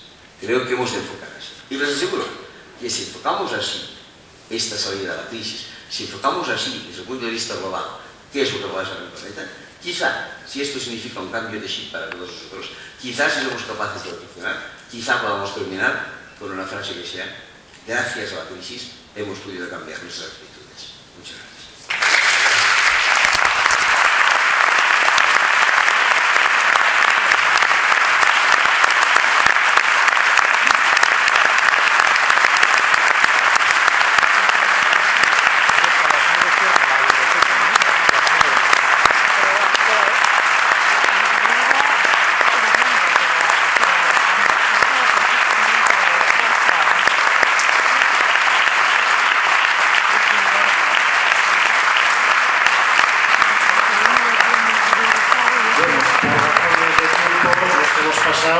Me ha parecido más oportuno escucharle a él y no hacer turno de preguntas, porque creo que estaba siendo suficientemente interesante y clarificador. Gracias a todos por vuestra asistencia, espero que hayáis disfrutado y que nos veamos en la próxima. Atxaldeon guztioi, lehendabizi eskerrak ematea ugalbiditu zuen guztioi, eta alkaini bere itzalegatik ere, eta nahi nituen bigaldera egin. La primera pregunta era, lo has dejado caer en algún momento, que el euro no sobrevivirá por mucho tiempo, si nos puedes dar una pincelada al respecto. Y la segunda, de las medidas que has estado, no sé si los gestos son para mí, ¿no? Que repita. Si puedes repetir la primera, es que no se te... Sí, la primera pregunta iba al hilo de un comentario que has dejado caer, pero no has explicado más, y era respecto al euro, que no iba a sobrevivir mucho tiempo.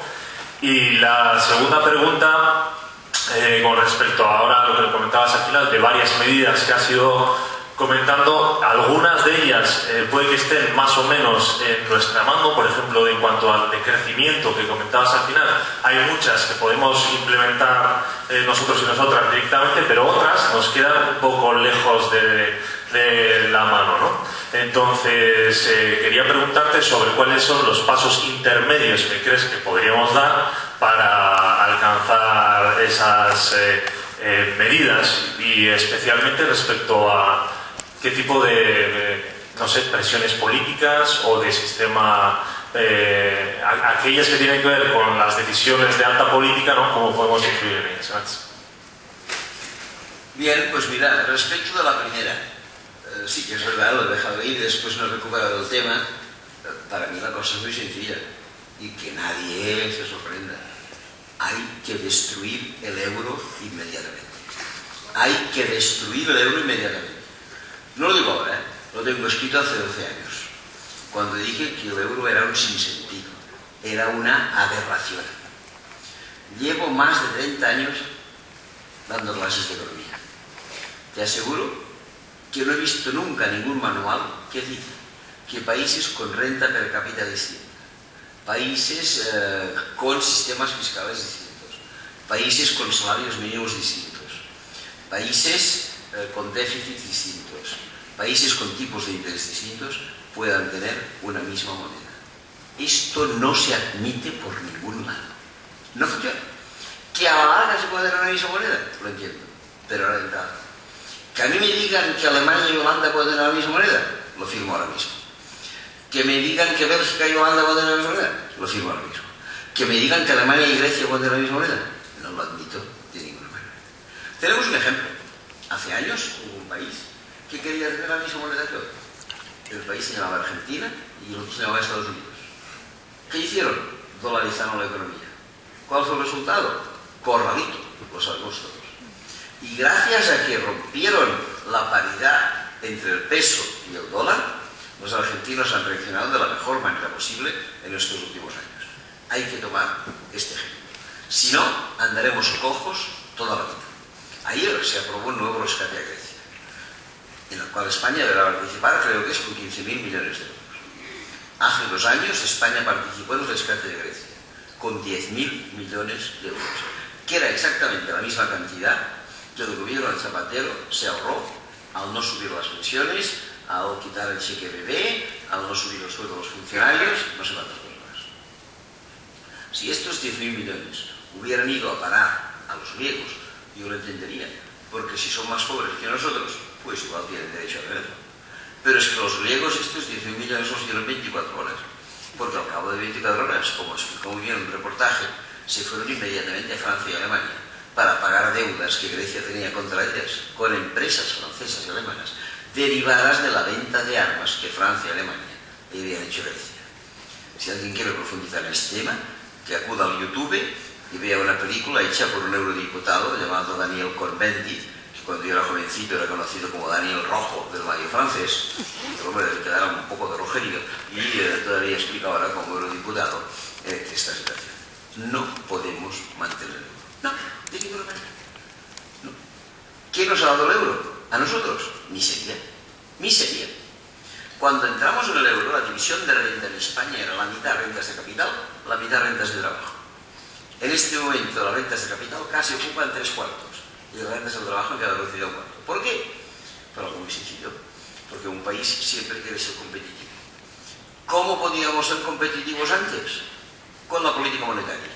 Si las cosas no iban bien, devaluabas y se terminaba la broma. Ahora no podemos devaluar. ¿Cómo podemos ser competitivos? De otra manera muy interesante, con progreso tecnológico. Pero todos sabemos que España, Grecia y Portugal andan a la cabeza del progreso tecnológico europeo, con lo cual por ahí las cosas son difíciles. Finalmente, si no puede ser competitivo porque no hay devaluación y no puede ser competitivo porque no hay progreso tecnológico, la única manera de hacer que tienes, ¿cuál es? Ser competitivo, y lo digo con todo el respeto para la palabra, a la tercermundista. ¿Y cómo es competitiva China o cómo es competitivo Marruecos? Por salarios de miseria. Y esto es lo que ha pasado aquí. No podemos continuar. Alguien dirá, bueno, ¿y hemos de regresar a la peseta o hemos de regresar...? Bueno, yo soy un romántico y a mí regresar a la peseta no me desagradaría. Entre otras razones, porque como muchos de ustedes ya saben, la peseta es una moneda catalana.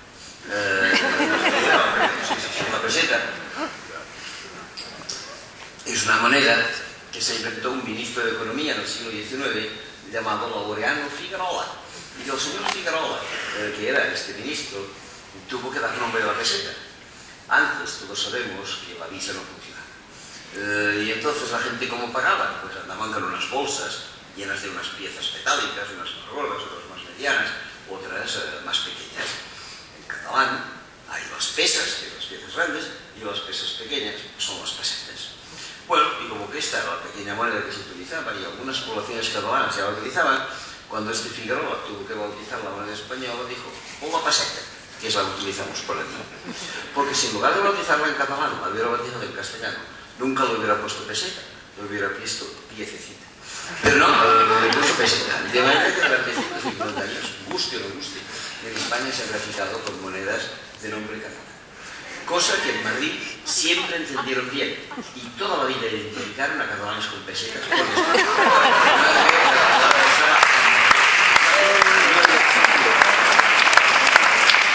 Soy un poco romántico, pero tampoco quisiera llegar a esta peseta.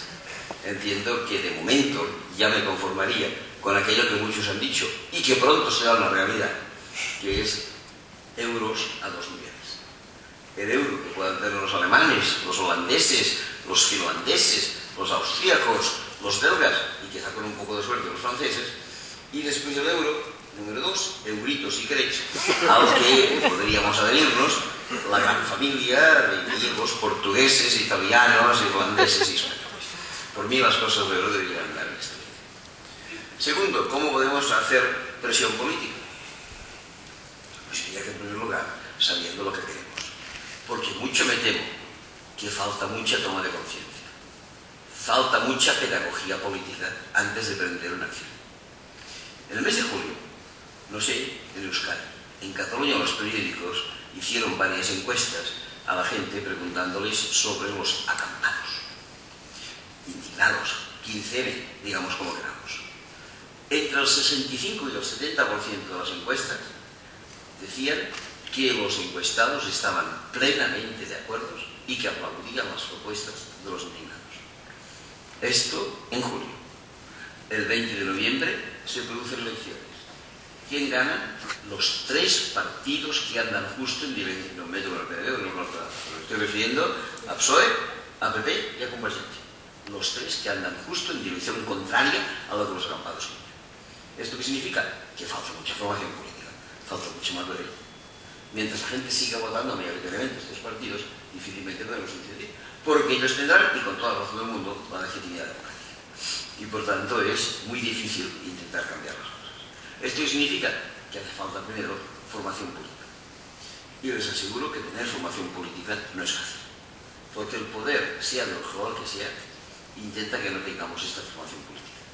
Queremos confundidos, que quedemos manipulados por las informaciones. Se nos aplica aquello que ya se aplicaba en tiempo de los romanos y que se llama pan y circo. El martes nos dan Copa de Europa, el miércoles nos dan Copa de Europa, el jueves nos dan Copa de la UEFA, el viernes, mira por dónde, no nos dan nada.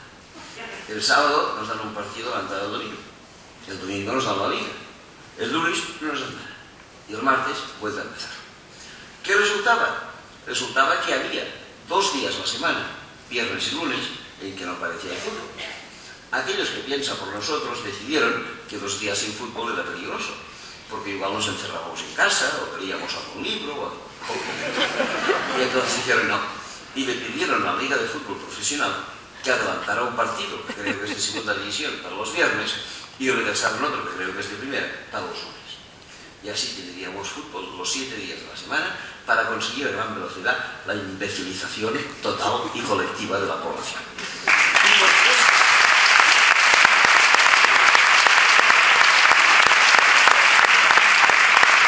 Pero cuidado, si esto no fuera suficiente, ¿qué hicieron entonces? Hombre, a veces se termina la liga, a veces se termina la Copa de Europa, a veces incluso los jugadores de fútbol hacen huelga. No puede ser que estemos 2 días sin fútbol. Y entonces dijeron, imbecilización con el fútbol, pero como suplemento, idiotización. Y se inventaron 2 cosas, Telecinco y Intereconomía.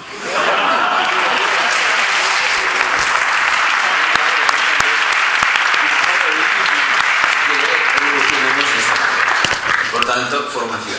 Y después sí, podremos conseguir cosas. Y permítanme que en una pequeña nota de optimismo les explique una anécdota tontísima, tontísima. Pero a mí me alegró el corazón. Este verano pasado, el antiguo presidente Bush quería viajar de vacaciones a Suiza.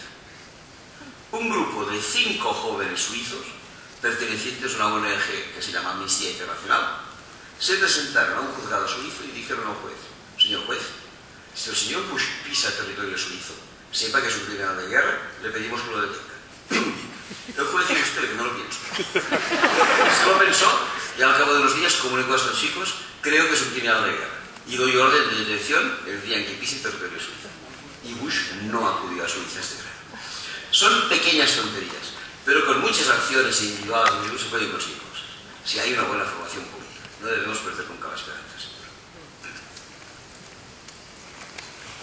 Ya hay otra pregunta.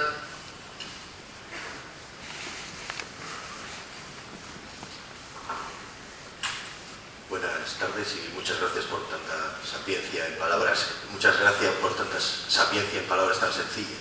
Es difícil de encontrar. Mi pregunta es un tanto personal y por lo tanto si no le apetece pues no me la conteste.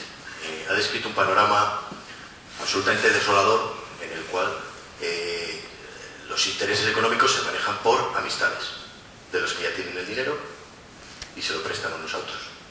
También me parece bastante evidente que con sus palabras no tendrá muchos amigos en esas esferas. ¿Cómo hace? No. Eso lo he supuesto, si no es así me lo dice. ¿Cómo hace para no tener miedo de que esas personas que escribe le ataquen? ¿Cómo hace para no tener miedo de perder lo que tiene? Si me apetece contestar. Sí, es que no hay por qué tener miedo. A mí nunca, os aseguro, aunque nadie se lo crea, nunca nadie me ha dicho nada sobre así, pero en plan amenaza, nunca nadie. Yo pienso que lo que yo diga es completamente insignificante para la casa pública, para la casa que se ríen este tonto que va a decir todo el día por ahí. Y nunca, es que nunca, ni un anónimo dice nada, nunca.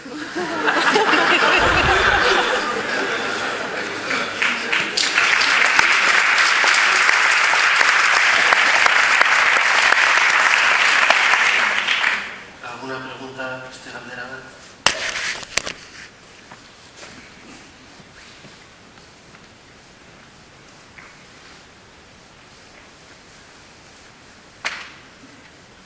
Buenas tardes. Bueno, en primer lugar agradecer la presencia y estas palabras que nos ha felicitado. Y bueno, yo ahora vengo de hacer, bueno, hemos estado haciendo unas acciones, una marcha por ahí que está recorriendo desde Niza hasta Atenas, precisamente denunciando todos estos hechos. Y bueno, en Roma estuvimos haciendo una acción precisamente contra el caso de Goldman Sachs, denunciando como debajo de la casa de Monti, haciendo entrevistas a la gente sobre este tema y tal. Entonces, mi pregunta era para ver si podría ampliar un poco más de información sobre el tema de Goldman Sachs, el tema de los sicarios financieros. A ver si podría facilitarnos un poco con esta información. Pues mira, me sabe mal, pero no. Todavía no he terminado el libro de Goldman Sachs. Estoy ahora en los primeros capítulos, ya he visto delitos por todos los sitios, pero me queda poco tiempo para leerlo. Si quieres, algún día te doy el nombre del libro o hacemos una radio, porque no es un tema de juego. Me sabe mal, perdona, pero no puedo ser. Sí, aquí adelante había tanto.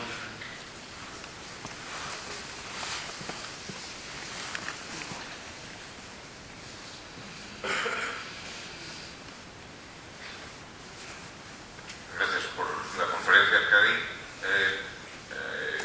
Hace 2 años, James Lovelock, autor de la teoría Gaia, hacía unas afirmaciones diciendo que ya no mercenario, libre de palabra, libre para expresarse, sin ninguna atadura, hacía unas declaraciones diciendo que no desconfiaba de... Perdón, ¿quién decías por aquí?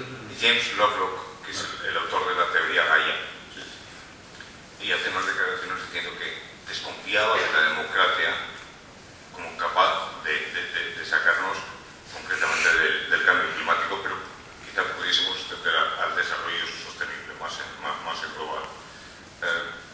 Y es que probablemente al gran público le cueste mucho entender y se niegue a creer que no podemos crecer, porque el paradigma del crecimiento lo tenemos incrustado en nosotros mismos. Entonces quizás lo que hace falta, y liga un poco con la respuesta su respuesta a la pregunta anterior, es formación. Pero una formación no solo en las escuelas, sino a los adultos. Porque cuando los chavales lleguen a gobernar, pues va a ser demasiado tarde, me parece a mí. Sin embargo, es una cosa muy compleja y es de largo plazo. En tanto, ¿cómo podemos democráticamente, de una forma democrática, gobernar estos problemas tan serios si no hay información, si el público, si la democracia, si el pueblo no está suficientemente preparado? No lo sé. Una paradoja. La democracia, y lo dijo alguien que no me gusta nada, que era Winston Churchill, no es el mejor, sino el menos malo de los sistemas. Por tanto, hay que admitir que tiene enormes defectos y que hay que ir perfeccionando esta democracia. Yo no soy experto ni politólogo, aquí tenemos en la sala buenos expertos politólogos. Yo pienso de qué manera esta democracia puede perfeccionarse, haciéndose más participativa y de otros modos. Pero no tengo la solución de qué hacer en este momento. Pero sí que tengo una palabra: desarrollo sostenible. Es un oxímoron.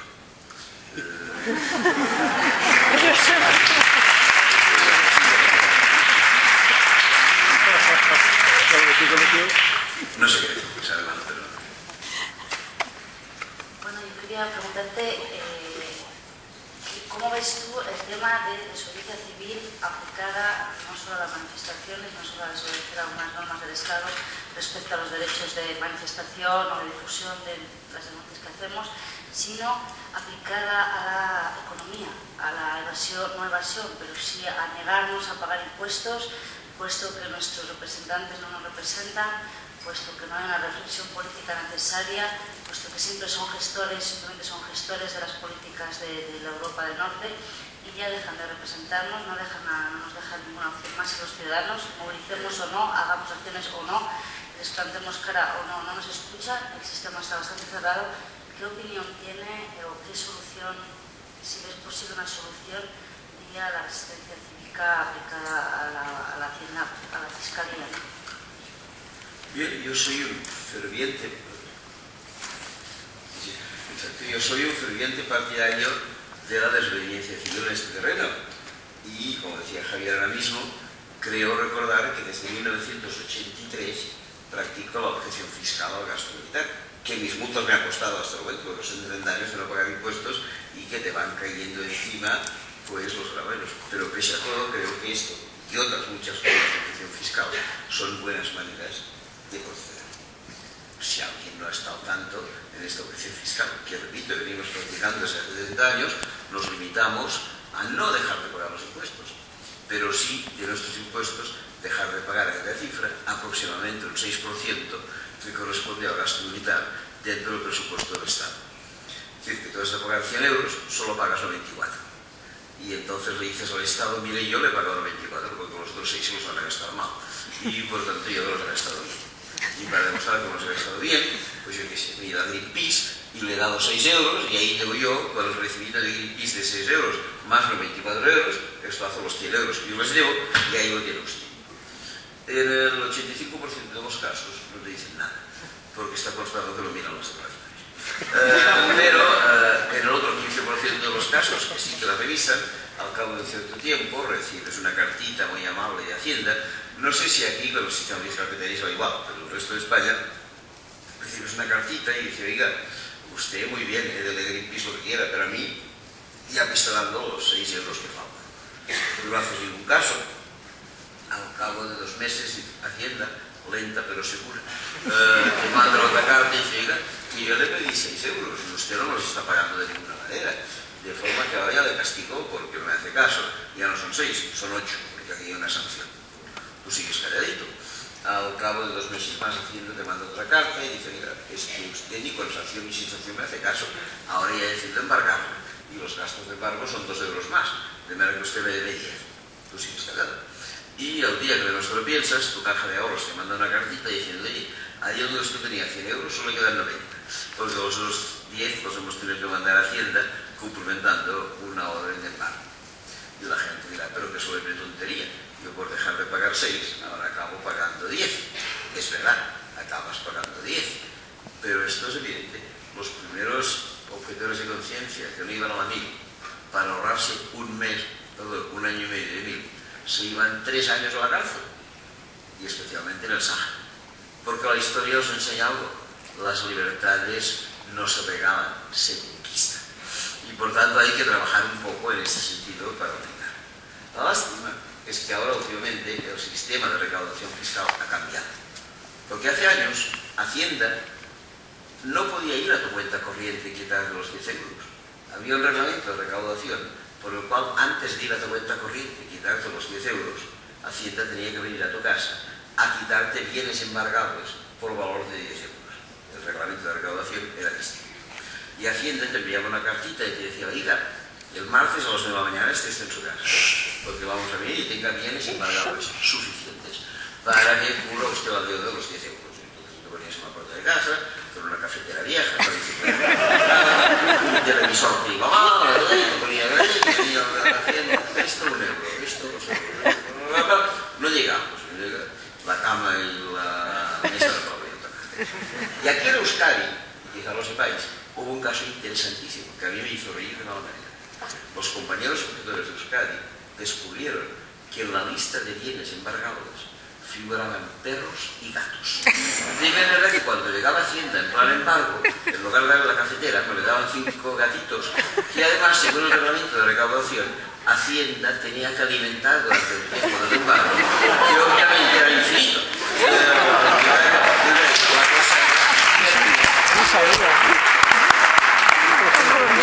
Por desgracia, cambió el reglamento de recaudación y para ahorrarse los malos tragos de los perritos y gatitos se fueron a la cuenta corriente directamente y ahora la broma se terminó. De todos modos, el mundo avanza.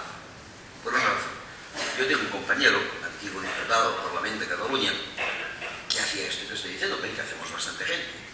Pero el hombre tenía letrados del Parlamento y buenos asesores, y en lugar de admitir que se le quedaron los 10 euros en lugar de los 6, el hombre empezó a recurrir. Y recurrió primero a la audiencia y después recurrió al tribunal. Yo no sé qué orden hay porque no soy abogado.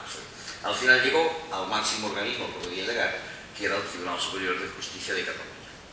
Y ahora, hace poco tiempo, le ha llegado la sentencia. ¿Y qué dice la sentencia?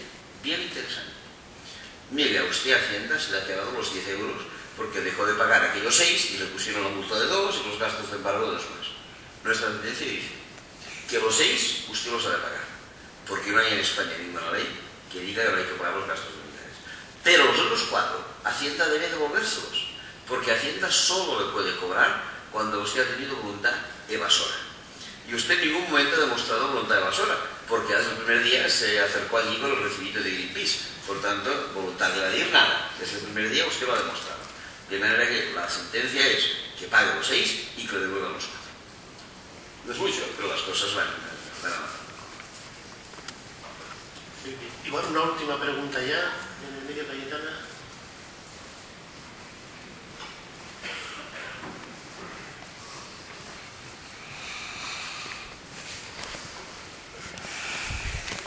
Hola. Bueno, has planteado como salidas a la crisis el reparto del trabajo por una parte, la lucha contra el fraude fiscal y luego también la necesidad de crecer en el consumo material. Mi pregunta es, ¿qué opinas sobre la propuesta de una renta básica universal en el conjunto de esas ideas que yo creo que encaja bastante bien? Y bueno, ¿cuál es tu opinión? Pues encaja muy bien y me parece muy acertado proponerla. Lo que pasa es que cada uno tiene sus conocimientos limitados. Yo de esto me leí solo una vez un artículo que me gustó mucho, entendí que era factible, incluso por las cifras que vi de presupuestos del Estado y cantidad que se dividiría para realizar una renta, vi que era factible y me parece bien. Pero como que no he profundizado en ello, no lo puedo explicar. Pero me parece bien, y lo aplaudo, y creo que es uno de mis fallos, uno no puede saber de todo, y esto, aunque simpatizo con ello, no lo puedo trabajar. Pero si tienes una idea que puedes explicar ahora a todos, te agradeceré porque entiendo que la cosa es buena. Bueno, como ha sido corta la respuesta, ha entrado una en tiempo, como las canastas.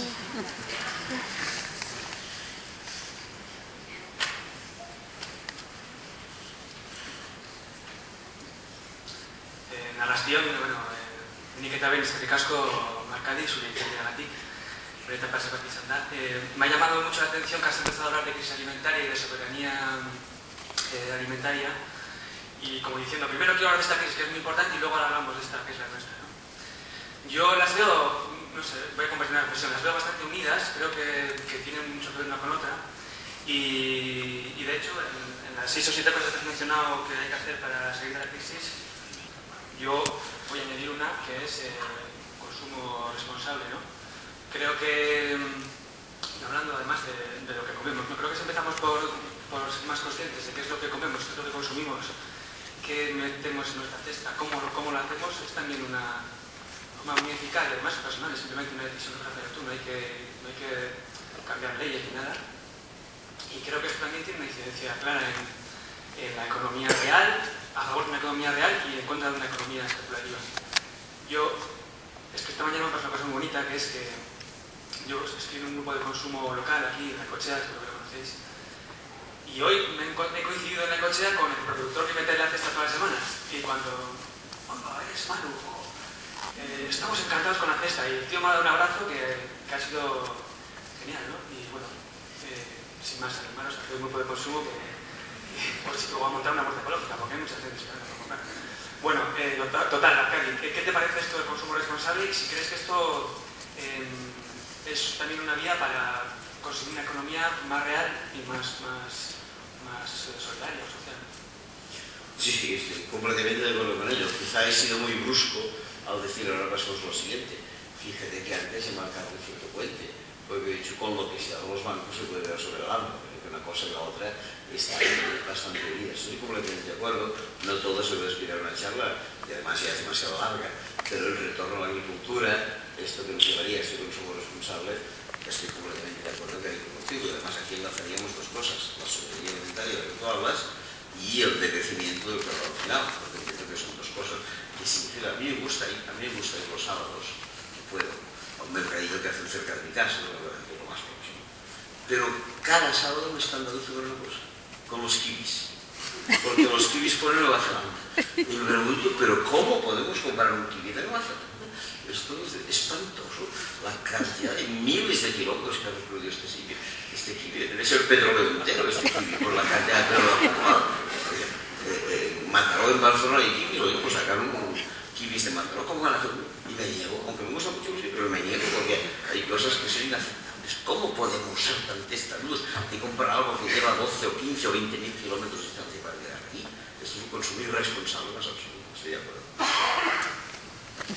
Bueno, pues muy bien, muchas gracias, Arcadio. Ha sido un placer escucharte, tener entre nosotros. Eta mila esker zuei denoi etortzagatik.